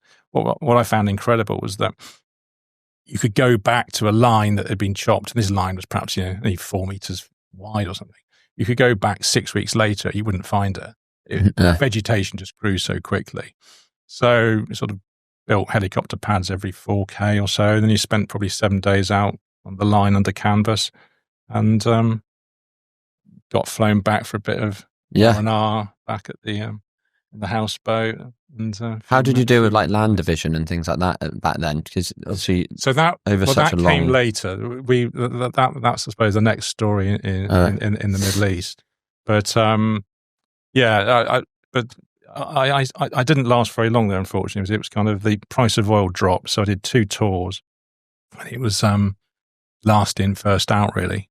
So I went off to Australia sort of after 1 tour, came back for a second, came home, and then that was it. But came back with malaria, unfortunately, and so my mum wasn't particularly amused having the tropics. I don't know who it was, but the people who investigate sort of tropical diseases knocking on the door, and, like full hazmat suits. Well, not quite, but I was really very, very ill for a couple of weeks, and luckily managed to knock it on the head, and I recovered. But it wasn't good. But that really was an adventure. Yeah. That sounds incredible. It was good fun. It nearly died on at least a couple of occasions. Sort of either I think the 3 close shaves. One was we were walking up the line in the morning, and everyone was kind of going a bit slow for my liking. So I thought, I'll push up the speed. Took the front of the line walking up, and then promptly nearly stepped on a snake, which they told me would have killed me. I don't know, it might have been a story. And the second one was swimming in the rivers, kind of sort of having a washing in the evening, and then the next day saying that they'd found crocodile footprints. And then the third one was trying to cross a river, which is a ridiculous thing to try, but it was a big river, and we sort of waded across. I was carrying the theodolite on my head. It was up to here, and got carried down and very nearly drowned. But because the theodolite was all right though. Yeah, the theodolite. I had to make sure the theodolite was all right. I think it was a T10. We were sort of magnetic traversing, so each line was about 70k long. So it was just at the advent of GPS. So they sort of flew out these special guys, whoever they were, who kind of just sort of stuck a point at the end of each line. And I think after they sort of said that I closed out within about 2 meters. So I was kind of more than happy. Wow. Over what distance? Over 70 kilometres. Oh, wow. Okay. Right. That was starting baseline. That was all right. Yeah. So then, came back to the UK, and then got a job with Plowman and Craven, and they had some sort of overseas company in the Middle East. And you've heard about Qatar, Mark being out there, but they had a sister company, Westbury Northcroft. So I always made it known I wanted to kind of go and work overseas. Went out there for a couple of years and had a great time as well. Bachelor lifestyle, surveying pipelines, subdivision. It's a very different place then to what it is now. It was far less developed. We were kind of designing roads and literally going back to first principles. The old HP 41C you can see on the table there. I looked it up. That thing's got 441 bytes of memory. But you could put in a quad pack in the back and you could boost it a bit. But you could write simple programs. This was before CAD even, and you could. So we were dividing, big plot of land, kind of taking your various pinch points and then designing new housing schemes in amongst them, and then we were then designing it and then laying it out on the ground. What was accommodation like welfare at that time? Because so you both, they're not known now for having the best, welfare facilities for construction workers. So what was it? Where we were, I'd say it was fine. I mean, I'd say it was very much a bachelor lifestyle. There was 3 of us in a villa, air conditioned. Thursday night was darts evening, which went into the early hours of the morning. But of course, what time did the surveyors have to get up? Probably 4 o'clock in the morning to go out and try and beat the sun. 8 o'clock, it could still be 35 degrees. And I think the hottest it clocked it. I think they never published more than 50 degrees in the paper, but it went more than 50. Everyone was supposed to have time off work. But 49.9 every day. Exactly. The worst thing was actually the humidity. It was incredibly humid. I cannot explain it. At times, it wasn't a dry heat. Your clothes just stuck to you. You could almost cut the air. It was so humid. Yes, in Qatar, because it's a peninsula, you're kind of surrounded by water, so it's incredibly humid there. But in the same, when I was there, your work day would start at 6:30. But that's when most people started work, just because of the heat. But then you'd be finished by, say, 3 o'clock or whatever. So in some ways, it was. I prefer to start a bit early and knock off a bit early. But we had to work 6 days a week when we were out there as well. Yeah, we were 6 days as well. Yeah. But I was just trying to think. We were using basic survey kit, really. We were using EDMs and would it be like this? It was Model 6, Rob. Yeah. A little bit Can better. you give us a quick demo of that, Rob? That'd be good. Yeah, the Model 6 was a classic, wasn't it? But no, I was a bit after that one. But so this is the 60s. This was launched in the 60s. So. Is that the kind of thing you're using? No, a bit after that one. But so finished in the Middle East, came back and then got a job with DB Surveys, who are based in Woburn Sands, and still in contact with Drew Barlow, Simon Navin, quite a few of the team that used to work there, and had 2-3 really good years of kind of doing your standard sort of 1 to 200 topo, probably very similar to what you were doing, and some small projects, some big ones. We used to do a lot of building surveys in London, but this was pre-scanning, obviously. Yeah. So the way we go and measure up, if we were lucky, we'd have a topo of the outside of the building, perhaps, or a few corner points. Get those plotted onto a big sheet of tracing film, stick it onto a drawing board, and then walk around the building with a scale rule, a tape measure, and a drawing board and a pencil, and literally drawing up as we were going. Yeah, very good. And then that drawing would then go back to the drawing office, and they then look at this sort of grubby drawing, which had you've been out on site. I remember doing a couple of burnt out buildings and stuff, so it was really pleasant conditions. But they would then use their rotoring. It was hand drawing once again. It wasn't. It was sort of right at the forefront of CAD. So we were using Eclipse and Pantera. Do you remember those systems? None mentions Eclipse. No. I've seen Eclipse. Ground modelling systems from Milton Keynes, who really were just at the forefront there. But my mum would still use that now, Eclipse. She still goes on about all these programs like that. She loves it. Terra Model, Eclipse, GSI. We still use GSI as well. Yeah, amazing. Yeah. A lot of people do still like GSI. Yeah, brilliant software. Paul Broding, there's still a copy of GSI out there. So I sort of mentioned about the salary thing. The pay wasn't great at all. No. But anyway, just literally half a mile up the road, there was a company called Shanks and McEwen who was still going, who deal with waste management, and they were setting up their own land surveying department. So they'd been outsourcing it to this point. So my role was to sort of come in, cut off the external company who were particularly cheesed off, as you can imagine, bring everything in-house and set up the survey team. So, went out and bought some kit, which was orange. I think. So it was, Jodometer Geotronics equipment. Same as that? Exactly. It probably was a 600, from memory. Yeah, it was. Yeah. And I think then we had a Husky Hunter sort of strapped around your neck. So it certainly wasn't robotic. I remember being shown robotic by Martin Palmer, who came down from Survey Supplies probably at the time to show us this new thing of one man working. But no, we were using two person operation. Someone stood at the instrument manually pointing and turning, and then somebody at the pole end. And then I introduced, we purchased a GeoTracer single frequency L1 only RTK system. I think back in the day, so this was like in 93, 94, it was about £29,000. A lot of money. Wow. But it kind of revolutionized what we did. Yeah. So the backpack was smaller than that, but the majority of it was batteries probably.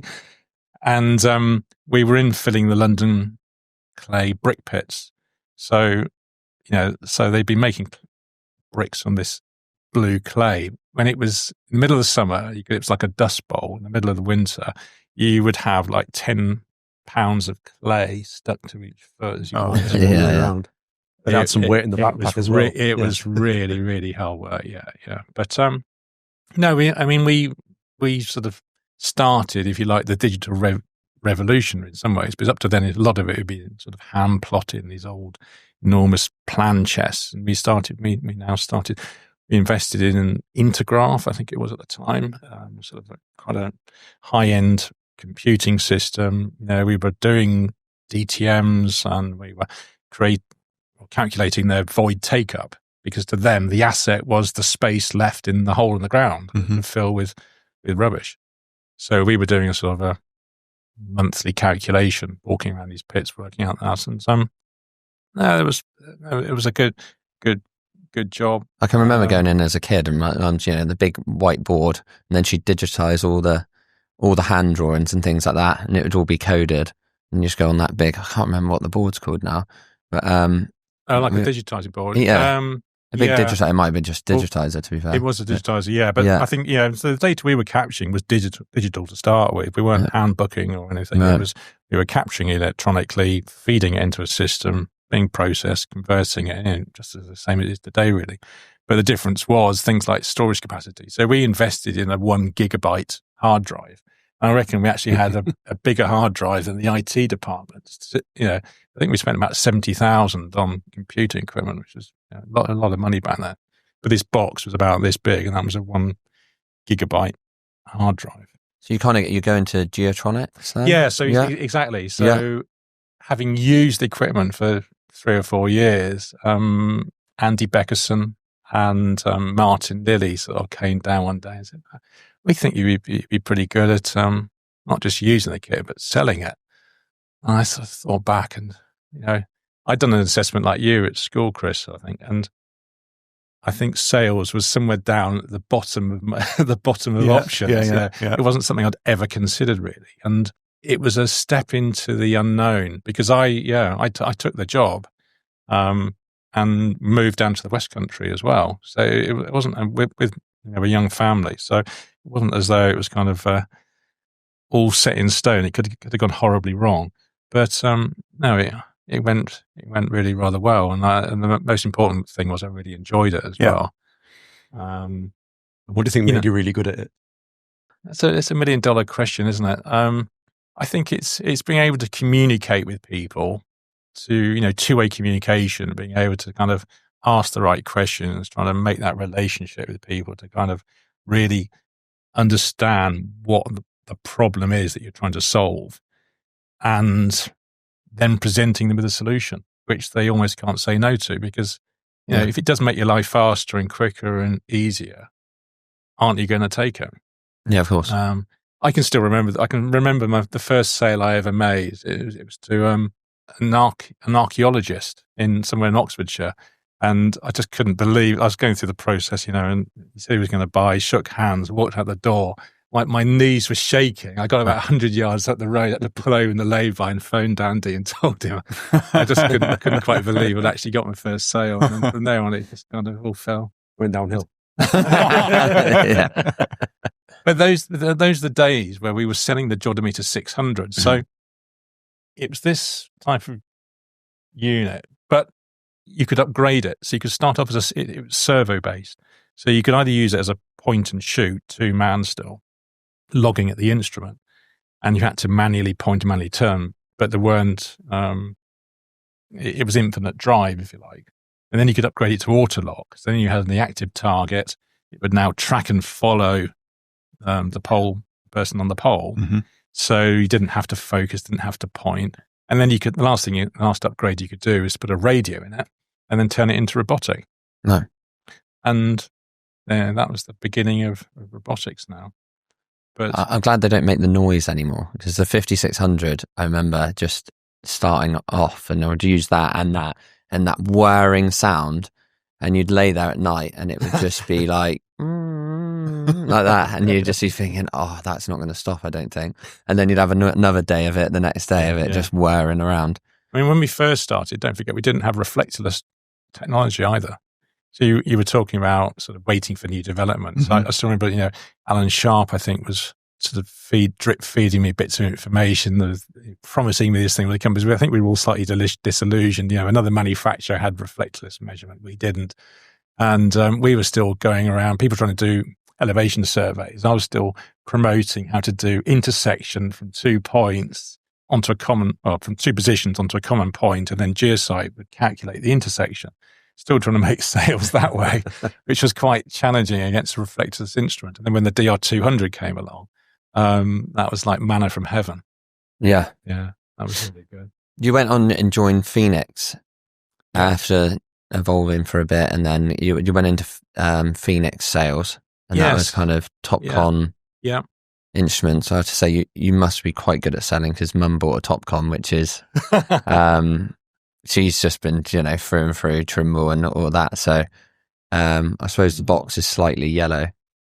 So it must be. It's a little bit yellow. So I can imagine you just walked in with the box. No, fair play to the. I think that was the GRS1. That was still got it at the office. Yeah, I saw it on one of the other podcasts. It was an interesting product. So all on the pole, almost no cables. Yeah, almost. Yeah, it had a cable sort of from the antenna down the pole into it. Just to catch on the trees as you went, if you as you were climbing into the field, because you couldn't look at a tree or else it would turn off. So so I started at Phoenix, and it's a very different model, because we were kind of just focusing on the southwest. We were dealing with things like nails and paints, spinning lasers, cats and jennies, and things like that. But they didn't have the capability to sell sort of what they called high-end robotic or GPS solutions at all. So I was kind of brought in as a technical director to kind of run that thing, and we built the business up quite successfully to a point where, I don't know, 8-10 years later, it was purchased by Brandon Hire. It was really probably one of the first national hire centres or hire companies to invest in survey equipment, really. Right. So that from that point on, it didn't quite go to plan, so I made the return trip back to Korec again. Yeah. And you're regional sales director, is that right? Not anymore. No, not anymore. I did that for several years and thoroughly enjoyed it. I was kind of looking after a region from sort of Land's End to sort of west side of London, Derby, and across to Wales. But no, sort of a couple of years ago, sort of had a little health wobble, and sort of just thought, life's short and important. I need to spend some time with the family. So Korec were very good, and I took 6 months off, had a bit of R&R, and I'm now come back in a new role. Yeah, and I'm now kind of sort of I'm managing to do it, but sort of sharing some of my experience, some of my knowledge, sort of working in a more of a mentoring and training role, really. Nice. How are you finding that? Is that part-time? It's 3 days a week. So 3 days a week, it is. Yeah. Yeah, nice. It is. It's suiting me well. It's good to see people sort of making small improvements. You can't magically change things overnight, but people can just keep sort of giving little snippets of ways, and perhaps you might do it or approach it this way. I think it's critical. I mean, we face similar recruitment challenges to the industry. We're trying to recruit people that can understand survey and sell. So we take people from different backgrounds. So we take surveyors and try and teach them to sell. We take salespeople and try and teach them survey. And, you get a whole variety of people. So who better to train them than Rob, really, that's been through the process. And that's really what Rob's focusing on is working with the new people that come into to Korec and really get them up to speed as quickly as we can and give them that grounding and that background and that confidence to approach a challenging customer, a challenging situation. And how do you approach it in the best way? But you've also got like a clear passion for the industry. So, like, what do you think has been like your favourite memories over the time you have been surveying and in sales? And I think having been in that world and kind of known the problems, however simple or complex they are, having been in the field and actually kind of known, I don't know whether it be trying to measure a fence that's behind a hedge or what have you, those simple little things, but now you can approach it saying, look, here's a solution. You don't have to get necessarily cut to pieces by the hawthorn bush. You got a tilting pole GNSS where you can just sort of poke it through and still get the reading. I think that's maybe very, very simple sort of analogy, but I do genuinely feel I'd love to be shot down in flames, and once this goes out, people can say their piece, but I don't think we kind of stuck boxes on people that people really didn't want to buy, or people have regretted afterwards. People ultimately have the decision whether they're going to buy something or not. We put the option in front of them. We try to persuade them, if you like. But I think ultimately it's down to you to make the decision whether box A, box B, or C is the right one or not at all. So it's just laying out the portfolio in front of you and really just trying to find, open that toolbox up and find the right product for the right job at the right time. I suppose you're not looking too far ahead, but it's just you've been in the industry for so long, and it's been a great career and stuff. Yeah. But what do you think is next for you after being so involved in the geospatial industry? Well, I suppose I think to be perfectly honest, I don't think I sort of got one foot in the retirement camp now, if you like. Yeah. If that's what you're kind of slightly living. I thought 5 days a week was next. It wouldn't surprise me. He wants to, really. Yeah. Yeah, I think retirement is on the horizon, but I think also trying to give a bit back as well. And I won't say I haven't done enough of it. I've done quite a bit, things like the Survey Association, the Survey School. Yeah. But maybe trying to do some more stuff locally, whether it be, whether it's schools or scout groups or what have you. But we're talking about just trying to get people, made aware of what we do. Yeah. And if you could change one person, changes their career and they end up enjoying it, well, great. Yeah, brilliant. Yeah. That is brilliant. But yes, I am passionate, and I wouldn't still be here if I wasn't, I think. Exactly, yeah.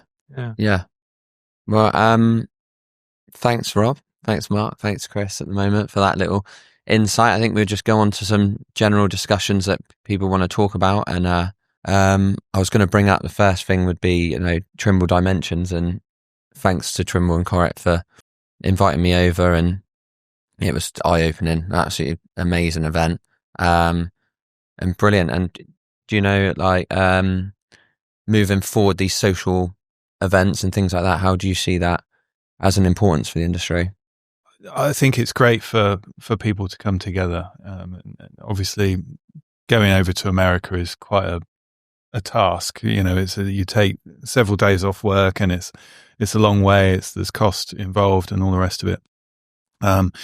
But we put on regional events, local events, maybe a UK event, and I think collaborating and speaking to peers at these types of things is really important. For sharing ideas and seeing how people work, getting potentially more work from other businesses in the space that don't directly compete with you. So, no, we think they're great, and obviously Dimensions is brilliant because for us it's all Trimble, and it's our most passionate customers and our dealers that are going there, and it's brilliant to see the weight and the scale of a company like Trimble. 11,000 employees, offices all over the globe, and always trying to be at the forefront of this industry. And we, if you're passionate about it, you want to get everyone over to an event like that, if you could, because it's incredible to see. When you go out to the desert and you see these massive machines with Trimble technology on them, and they're driving around with no driver in the cab or something like that, or you've seen the technology that we have. So it must be good to bring all those surveyors together and the opinions and bits that it pulls out. It must be eye opening for you guys as well. All that discussion that's happening, but we quite like it again when we take a group out there. You saw it. The group bounce off each other and learn from each other as well, and actually build connections as well that follow on after that. Yeah. And I think one of the common things we hear when we take people to Dimensions is they didn't realize the scale of Trimble until they went out there, because you might know the hardware survey side of Trimble, but you don't realize all the other elements of Trimble, a lot of the software packages and different solutions that Trimble do that are part of that whole kind of ecosystem. And it's definitely an eye opener when you see it. That the opening video for the event was just you can't really appreciate the scale of it until you're actually there, can you? No. I mean, I'd never stayed in a American hotel like that before. That's an experience in itself. And then to have how many thousand people in one room? It was about 7,500 this really? year in the keynote presentation. And as you said, the keynote was fantastic, and the excitement going into that room is you can feel it everywhere. Can't you? It's absolutely amazing. Yeah. But if you look at kind of I suppose the theme of that keynote at Dimensions last year, it was that whole kind of connected piece. It's connected people, connected platforms, and you know better than me, but that's kind of one of the core strategies of Trimble going forward is that connecting all these different elements together. The fact that using a platform as a central piece, you can connect the office with the field, you can connect your design software with your survey software, and those workflows that are enabled by that brings massive efficiencies and really gets us to that kind of purely digital construction process you were talking about there. And I think that's for me, one of the exciting things that we're seeing at the moment is the real development of that kind of Trimble Connect, that platform technology. But what does that actually mean, in terms of our day-to-day work and being more efficient and delivering? I think some people have sort of said to us, I'm a one-man band or a small company and I don't need Trimble Connect. But I think everyone could probably tell a story about some time they've lost some data. Yeah. And I was going to just tell you one if you wanted, but I mean, it wouldn't have worked at the time because we're in the middle of the jungle and it was kind of obviously pre-internet days. But I've been working up the line. I'd surveyed something like 8 kilometers, and what you did in the evening when the helicopter arrived every now and again, you'd give your booking sheets to the chopper pilot, and then they fly them back, and then they start typing them into the computer back at the base. Well, about 3 days later, somebody came over the radio and said, "Well, we haven't got your booking sheets," and they went backwards and forwards. And these sheets, I don't know wherever they went, but had been lost, and we'd lost something like 8 kilometers of traversing. And that story kind of is a message to me. We're maybe not working in Papua New Guinea, but you don't want to lose data. You don't want to repeat a job, do you? No, never. No. But just having that Trimble Connect said that it's sync into the cloud at that regular interval, then you're not going to lose that data. Yeah. And a lot of people don't even realize that they have access. They've probably already got a Connect license, but they're not using it. And I think that's a big piece that we need to be better at, is just the raising awareness of that piece, because I think that side of it's developing at such a risk. Exactly. We don't use it. Yeah. And I think I do have a login for it as well. Yeah. I don't. You definitely will. Yeah. But no, I haven't. It's time for Melvin to get back to see you. Yeah. So my next one was like terrestrial laser scanning and SLAM. There's a lot of SLAM products, mobile mapping, things like that coming out at the moment. Obviously, it is steering that way. There's some scary things I see online about people just running around with these SLAM-based products and stuff. And for me, it's just how you see it going, really, the market in general for terrestrial laser scanning versus SLAM. And are they two different things, or is it going to be the same, or where are we going? Like I said earlier, I think they're complementary. It's horses for courses. If you're doing loads of internal floor plans, then a SLAM solution is probably ideal for it. But if you're scanning an industrial facility where you need that level of detail, then and accuracy, then maybe it's not going to be good enough. But then the SLAM device would be good because you can get into all those areas or all those gaps that you're going to have in your terrestrial scan data. It's going to be much quicker to get with a handheld scanner. So you might find it's a combination. You've got to use a terrestrial scan and then doing some infill with SLAM and using the terrestrial scan data to control the SLAM data. You've got to use everything that's there. I don't think it's one or the other. I don't think you can say that. I think, like I say, potentially, you've got different sensors, like I said earlier as well. You're not going to achieve that level of precision in terms of sensor on a SLAM device currently. But it's getting better all the whole time. Yeah. We're doing localization almost live in the field as it stands at the moment with the current Trimble scanner. It's just you're doing it on a scan-by-scan basis, whereas obviously with the true SLAM thing, you're actually just continuing to walk the whole time. But I think it does depend very much on the time you have available, depends on the ultimate accuracy that you're really looking for. It's that control, I think, sometimes when you have the terrestrial laser scanning. So if one scan does go wrong, you kind of just take that one out. Whereas SLAM, I know, is a little bit, it's not something I've really used that much, but it's a lot more, a fixed point cloud, isn't it?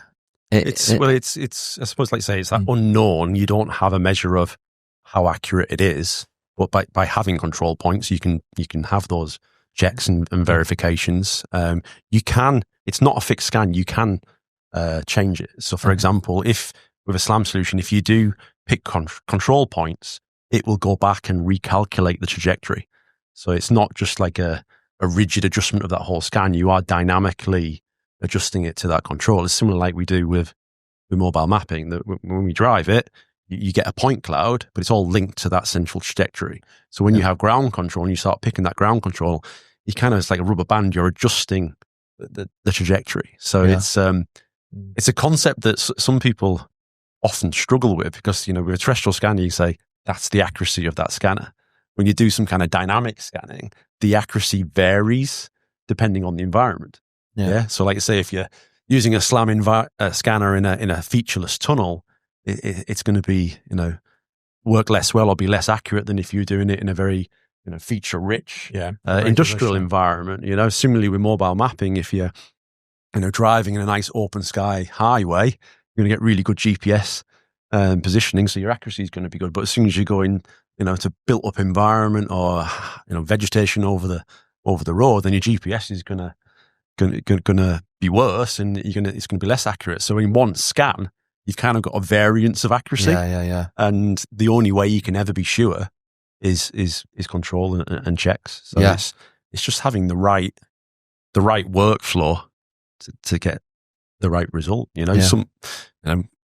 might be doing a mobile mapping survey for a GIS project where they just want to know where all the lampposts are. It doesn't really matter if your Z is, accuracy is varying. Whereas if somebody wants to produce a topo from that survey, then you need to know it's right, and you've got to have control in there. So it's just, control, using the right workflow, the right product, and the right levels of checks, I suppose. Yeah.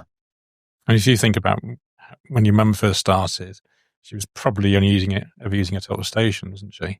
Yeah. And then GPS came along. Yeah. And now you're using scanning technology, and you're using drones. Yeah. There's the option potentially of SLAM, mobile mapping. Yeah. Name me some more. There's probably there's photogrammetry. You do a lot of GPR as well, don't you? Yeah. I do a lot of that. It just keeps going as to how many tools there are, and just trying to pick the right one out at the right time, I think. And if tool number 6 replaces tool number 2 over time as well, which we start to see with some companies, depending on how they work. Yeah. And I think that's the other thing with technology. Technology is never like a direct replacement. It's not like, I'm going to stop using terrestrial scanning and start using SLAM. It's the two always coexist. And then there's a change over time. And that's the same with any technology. Yeah. It's, you'll still be using total stations and traditional ways of doing things alongside the other technology. Yeah, there's the technology there, but also there's the adoption and sort of recognition of it. Because when I first started, I was trying to sell the concept of being able to work one man. Robotics were new in the market. Up to that point, it'd be 2-person operation, and now no one's going to go and buy us a 2-man instrument, 2-person instrument. I'd say 98% of the time it's going to be robotic, isn't it? Yeah. So it just keeps evolving. We're going into the kind of the AI times as well with everything now. How do you think that's going to develop? Softwares and products and moving forward. I know it's already delving right into it, isn't it? AI is huge. It is one of the next shift changes, really. We've gone into that whole SaaS generation, of everything being subscription and platform. And I think AI is the next piece. If you think about what AI does, AI is very good at getting answers from structured and unstructured data. And what are we doing? In the survey industry, we're capturing more and more data. And what we're saying is the challenge is capturing the data is getting easier and we get more of it. The challenge is how do we extract the value from it? Well, actually, that's where AI comes in, because that's where we can really speed up extracting the value, making the decision, producing the information we need from that. That's really what AI is perfect for. So to me, it is a great fit for this industry. And we're already seeing it now.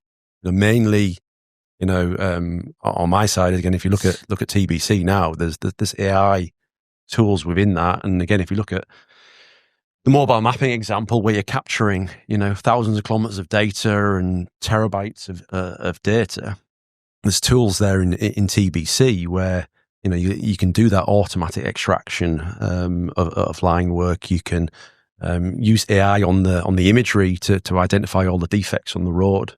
That's there in the tool set now. Yeah, and the classification tools are getting the classification. Yeah, I mean, it used to be like the classification and segmentation was a little bit black box. You had kind of 6 or 7 core classes: your ground, your vegetation, your buildings.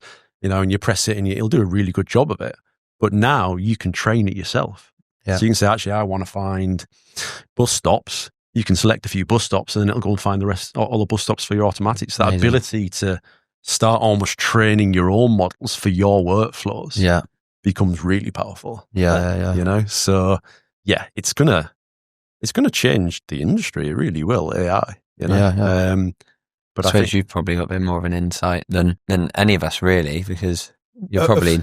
Of course, we use it, and we, as Mark was talking about, the machine learning side of TBC has developed an awful lot over the last few years. But we've been doing this for a long time. We were using auto classification almost 10 years ago, I suppose now. So it's just constantly improving and improving and improving it. And AI is great, and as Mark says, it's reliant on the data that's going into it. So we use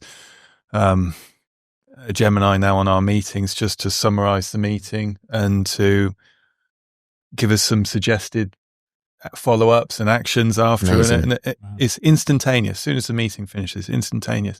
But it's never perfect. There's spelling mistakes. There's some of the things it might not have quite got right. But so the key is to harness the technology as best you can, and then to perfect, get it to the point where it's not making so many errors, and people can start to rely on it, because if they can't rely on it, then it doesn't really have a place, I would say. So that's really what our driving force would be to do. Yeah. Do you use it, Rob? I use something like ChatGPT or Gemini, I would say almost on a daily basis now, probably in a fairly simple context. And maybe it's argued it's more machine learning, and it's just looking at sort of mass data sets where, you're asking a question and it's coming back with a more expanded response, perhaps, rather than just sort of coming back and pointing you to a website and sort of saying, read here. It's now giving you a summary. And I was doing a quick crash course, sat in the car park before going down and tell me about the Model 6, and, it's going off and coming back and giving you a whole series of facts about how it's got transistors and it's coaxial EDM measurements and everything. I mean, that's maybe machine learning rather than AI necessarily. But if you want to call that world AI, it's certainly touching on me to a certain extent. Simple things like, give me a list of all people who, in a certain industry, in a certain area. It's quite funny now, segment them and put them into a spreadsheet with 3 columns and tell them what the columns are. You put a post out the other day, and I was struggling last week with Excel. For me, it's like just the most complicated thing. It just makes everything so complicated. Okay. And I just had so much text, so many good references, and I had it all exported, and it all came out. It was all over the place, and I was just like, my Easterns and Northerns over there, and I was like, how can I do it? And I was trying to work Excel, and it was going on, and I was thinking, I just don't know how to do this. So I just copy and pasted it into Gemini and said, pick out my Easterns and Northerns. It's the ones that start with 3 and 9 Bang, straight into an Excel spreadsheet. And I was like, why did I not try that half an hour ago? I've just wasted half an hour clicking around these formulas.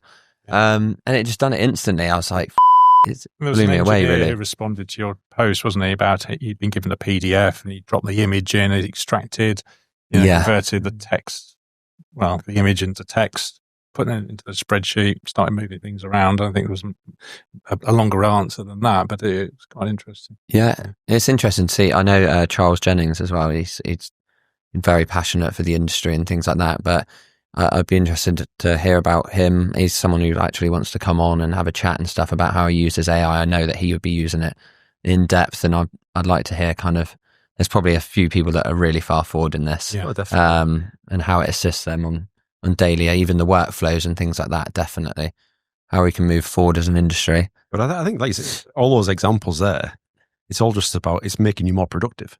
Yeah. And I think that's an important thing because people say, "Oh, AI is going to take my job." It's not. It's just going to make people more productive. They're going to do their job more efficiently. Yeah. They're going to be able to deliver it quicker. And I think that's the key to AI. I think one of the areas we're looking at is just like the support side of it. We've got I think we've got the best support guys in the business, but it's amazing what you can do with AI now on support.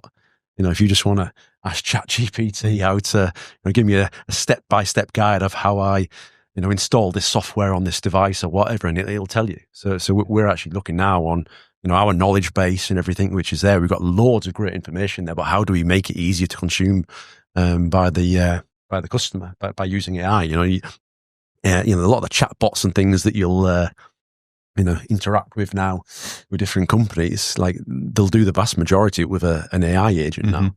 And then if that can't do it, then the real person comes there. So some ways you can address the skills gap a little bit by using AI as well. Yeah. Right. Yeah. I think one of the big things I did notice when we were in discussion before, it was always coming up, not the nicest thing to talk about, but equipment theft. And I think that's really big in the industry at the moment. And I actually saw a post on LinkedIn the other day, and we've actually chosen to start taking all of our sign writing off the vans and things like that. And someone had put out an advert or something on LinkedIn the other day, and they were talking about, on average, 5,000 people see your van a day if you've got sign writing on it. It's just free advertising. You just put it on, drive around, but whatever happens. And more and more and more people in the UK now are just choosing not to have any sign writing or anything like that. What kind of, as a manufacturer and as support distributors and things like that, what are you doing to kind of combat this? I'll start with this, I guess. Well, you can look at the hardware deterrents. So obviously we have trackers in total stations, so that if one of them gets stolen, then you can track it. And obviously we've had a lot of cases actually of recoveries, an awful lot of recoveries. Some convictions as well have come from these, which is brilliant. But it's not perfect technology because it's reliant on a signal, a precise signal, aided by GPS, not solely by GPS. You can track equipment when it's indoors, but people are very clever, and they will get around it. They will wrap it in foil short term, get it into a container in medium term, and jam it. And jam the GPS signals medium term until it's in a proper container to be shipped wherever it wants to be going after that.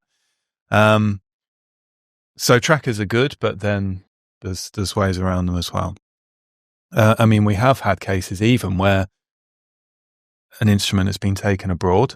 The customer has noted that it started pinging again once it was abroad.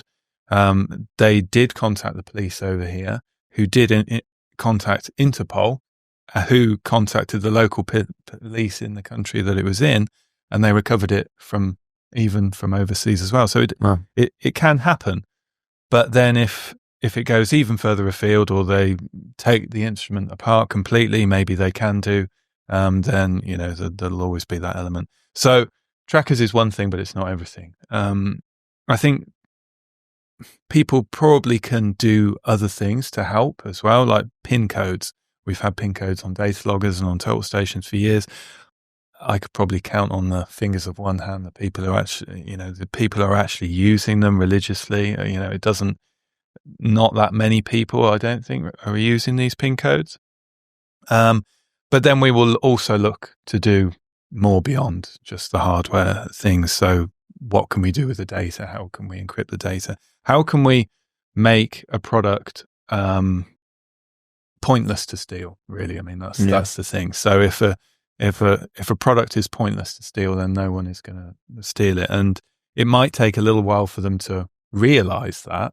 But actually, once the word gets out there in the industry, then that's the key thing. So that's what we try to do. So we try to do a lot actually we invest an awful lot of money in in this, and I would have to say it's probably 90% a UK problem. Actually, it's we do see the issue a little bit in some pockets in other areas, France a little bit, and maybe some states in the US, but it really is a UK thing. So people are purposefully targeting the UK, stealing from the UK, even though it's much more of a hassle to steal from the UK, get it into a container, ship it back into Europe and wherever it goes from there, than it would be to just steal one in mainland Europe.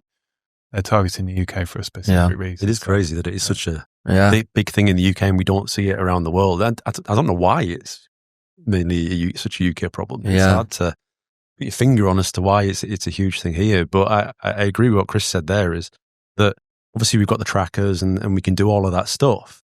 But actually, even if you track it, you need the police or someone to do something about it to go and recover it. And quite often that's, they're so stretched that they don't have the time to do it. So, and the fact that you're tracking it isn't really solving the problem if it's not being recovered. So I think we have to focus on the deterrent of not stealing it in the first place. Yeah. I think that's going to be key. I had a client a couple of weeks ago say, does your cost still stand? It was about 3 years ago for a job up in Tottenham. And I said, no.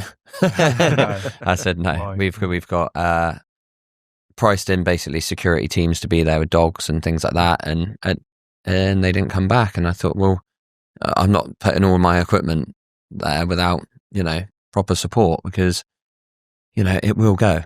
It will go. It absolutely will go. Yeah. I drove somewhere through London a few weeks ago, and there was a security guard stood there with a dog right next to the total station. The guy was measuring around, but it's not a great environment to be working in, is it? Without worry, sort of looking over your shoulder the whole time. I've only had it in one job. It was in Slough, and we had we used to have a contract for mapping high voltage cables coming out of solar farms, or just high voltage cables, basically go and map it in, but it would all be open trench. So it would all go through wherever it needs to go, normally up through the hills of Wales. It was really nice, actually. But we had one job in Slough, and they had security teams at every joint bay. So they have to joint the cable every 500 meters. So it normally would be about 450 meters. So there would be a dog team on each one of them. And I remember getting there, and this guy had these Argentinian, God knows what they were huge, these dogs. And the whole transit van was like going side to side because he had like the pack in there, and he's got like the dad out. Brought him over, and all I had was like the cat and Jenny, clipped on the cable, and said, well, I'll be tracing this for a while. And he just stood next to this Jenny in the middle of this, in Slough, with this dog. Oh my, well, you would have never gone near him. But it's the only job we had. And the security guard that walked with us to make sure we were safe was about a foot smaller than Josh. So it was quite comical, actually, because he towered over him. So it was quite funny in that sense. I mean, we have had a number of successful recoveries, haven't we? Definitely, yeah. But the problem is that the horse is bolted there, and the companies suffered the loss. They're going through all the trauma of trying to patch it up. How are they going to fill the, carry out the work without kit, and then have to try and retrieve everything? But there's been some good stories.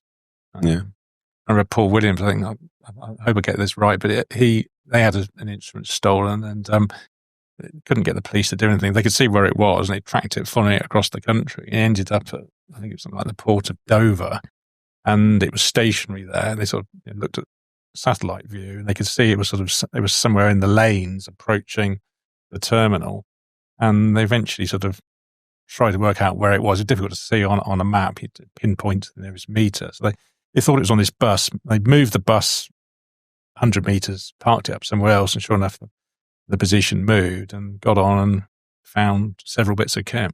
Wow.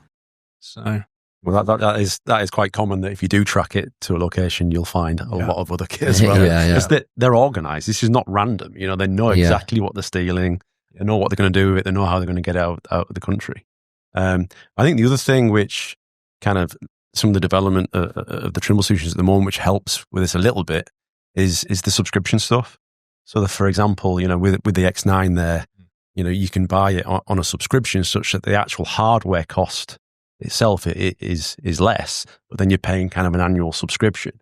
So what that means is, God forbid it does get stolen, your replacement cost is much less because you only have to buy the hardware, the software that you've got on subscription, you can transfer to a different unit. So that does help a little bit, that, it can keep that replacement cost down if you do have that problem. Yeah. But obviously you don't want it to be stolen in the first place. No. The insurance values itself would actually be lower because you're insuring necessarily just the hardware, not the actual cost of the license. Exactly. Open up to you guys now, if there's anything you want to talk about at the end, or any subjects that you think. I think the one, I suppose, that we touched on throughout the conversation is that skills gap piece. Yeah. That is a common discussion, that we do have this problem of people coming into the industry. And, we did an event a couple of weeks ago. We're doing an event called Korec Connect. Yeah. And that's all about connecting education with industry.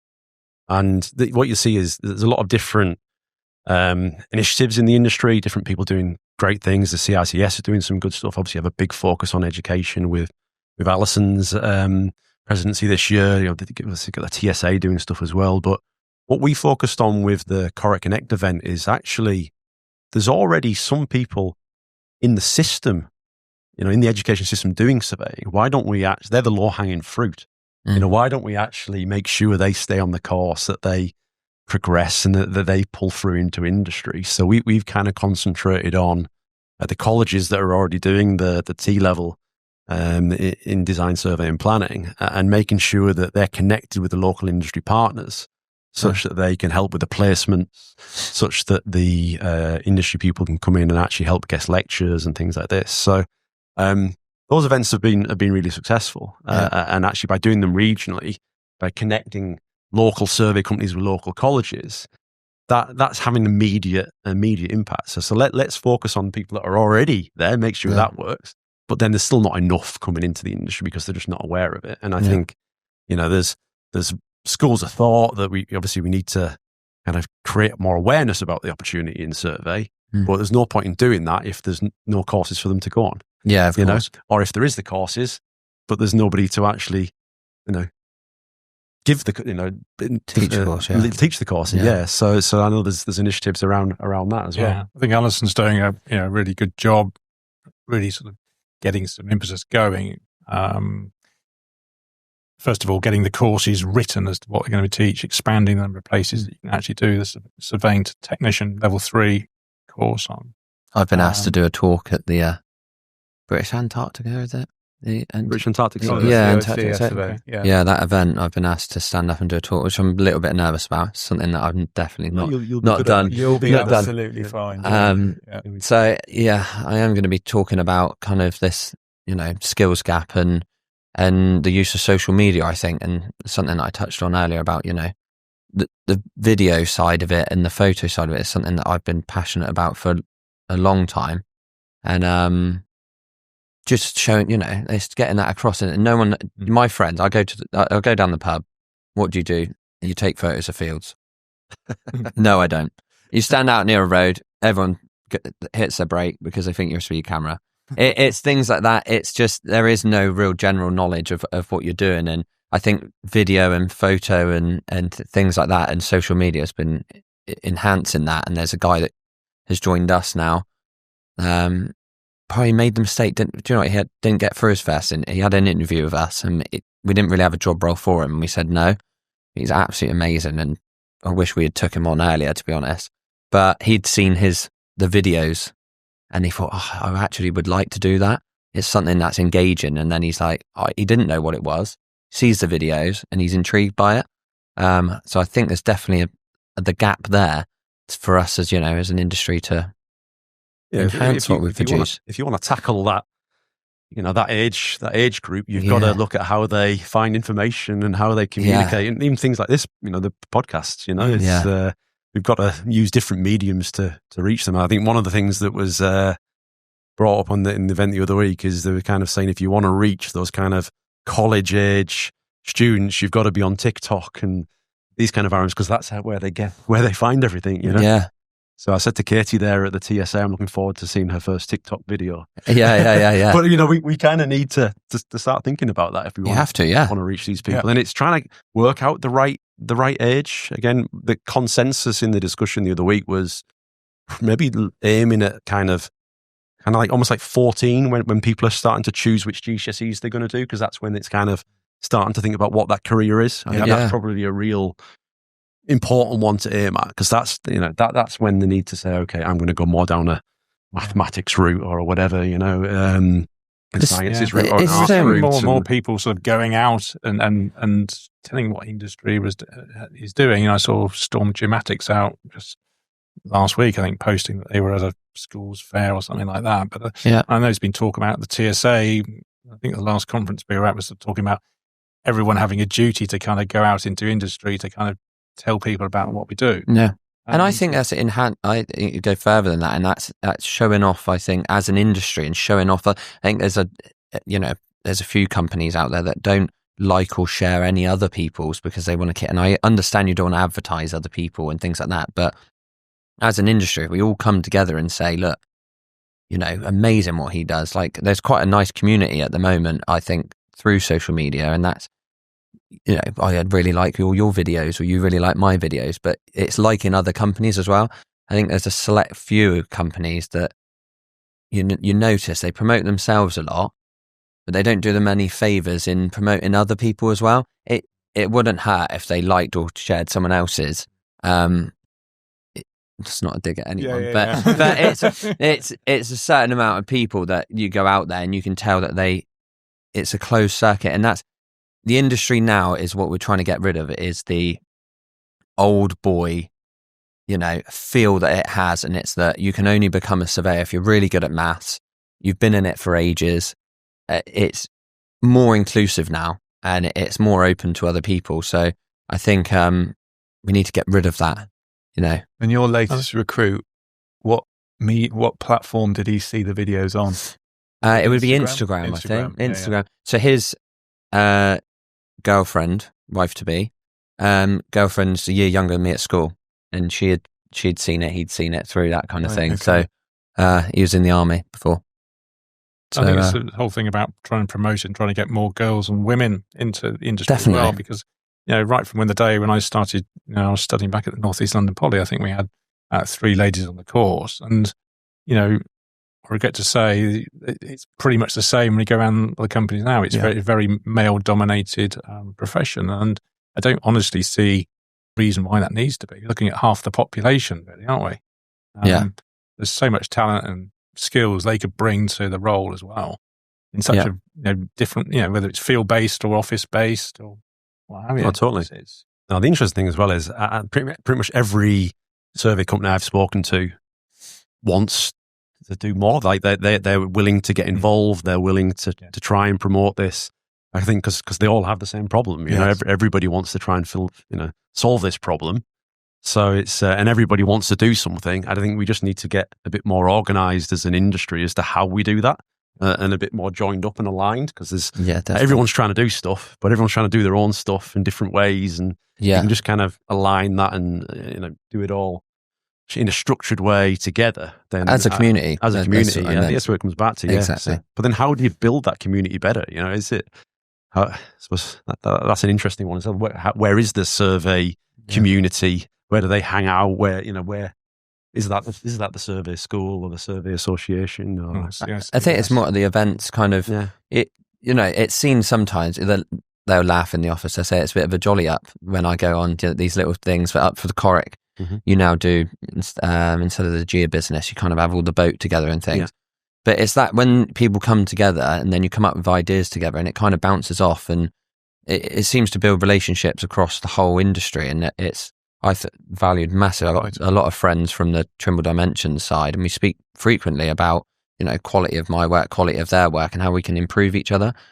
So I think moving forward, events like that, I think, are really important. No, I think it's a refreshing way to sort of, look at the industry as a whole. You're protecting your own little part of the business. You don't want to kind of give too many secrets away in some ways, but there's a wealth of knowledge, and a lot of this knowledge is kind of just built in silos individually, isn't it? And there's sort of certain social platforms where you might learn something new, but I think your take on it is far more to sort of share and give and talk to people. I give so much advice on through Instagram and people that help in, and it's nice to see, but it gives you a bit of a value. That's how I find it. It's, people come to you and they value what you're saying. And okay, James helped me 5 years ago. He knows what this is. I have people ringing up, probably shouldn't ring me up about, Trimble logger issues and things like that. But if I can help, or I'll just pass it on to technical support. But it does give you a bit of what am I trying to say? A bit of value within the industry. Yeah. That sort of value, a feeling of worth, if you like. Yeah. There's plenty of work around, I think. Plenty of work. And I think people should help each other a little bit more. I think land surveyors that's something I've spoke about in the past. Land surveyors have always been really helpful with each other. You've got quite a good community feel. You start going across to like secrets, measured building surveying is a little bit more secretive, little tips and things like that. Then you go into utility surveying, which is, World War III half the time. I'm sort of interested in some ways finding out from you. I mean, we're kind of we're a sales organisation selling to you, but I know we've touched on it briefly, but do you sell to your clients? If a client phones up and says, I want a such and such, are you sort of saying, well, have you thought about doing this? Or have you thought about, they're going to pay more, or you're offering them more services, but do you sort of upsell? Yeah, so I think we'll tailor to their needs. So if they're knowledgeable, we'll just say, look, yeah, we can achieve all of this. I will phone, if I don't agree with something that they've said, I don't just kind of say, that. So I've kind of try and teach them and say, this method would be better. Earlier on when I spoke to someone, a bit of photogrammetry model, something like that might be as useful as you need to be. Why do you need 5 mil point density on a point that, this is going to be 500, this could be 1,000 scans, this industrial estate. Do you actually realise what you require? Because it's footprint of the building. Yeah, exactly. Yeah. Like, what do you actually need? So yeah, I think I sell all the time and just give them advice. I think that's the best way going forward. I think you fall into a bit more of a consultancy side of it, whereas they come to you and they ask what it's for, and can you achieve this? Basically, I need this end product, kind of what you kind of doing, but I need this. We've had a job recently at a park, and it's got a failing like drainage system, leachate. So it's an old landfill comes through, polluting the river waterways really, and it has been for quite a while. It's really bad. And they just came to us and said, look, we need this information. Can you do it? And we go back to them, say, yes, it'll be this much. And they say, yeah. So I think there's definitely been a shift with a few clients in the trust side of it, which is good. They know that they're going to get, we're not the cheapest. I know that. We're definitely not the cheapest. And I don't want to be the cheapest. I want to be the best we can be moving forward and give the best solutions, really. Hopefully that answered. Yeah, good answer. Yeah. I think I'd like to finish on a bit of advice from all three of you, really, for someone that's coming into the industry that might not, feel like they're within that industry as such. I've took a couple of lads on now who have got no experience whatsoever, but doing really well, both of them. So what advice would you give? Coming into this industry, I think, like I say, I think that there's a lot of opportunity in the industry. So, but to do well, if you focus on the stuff that you love, like if you enjoy it, then it's not work, is it? And if you can build that passion around something, that's what tends to move people forward.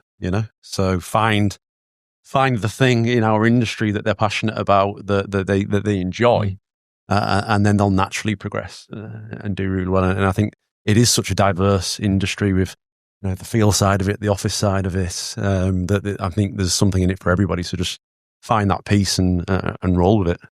Brilliant.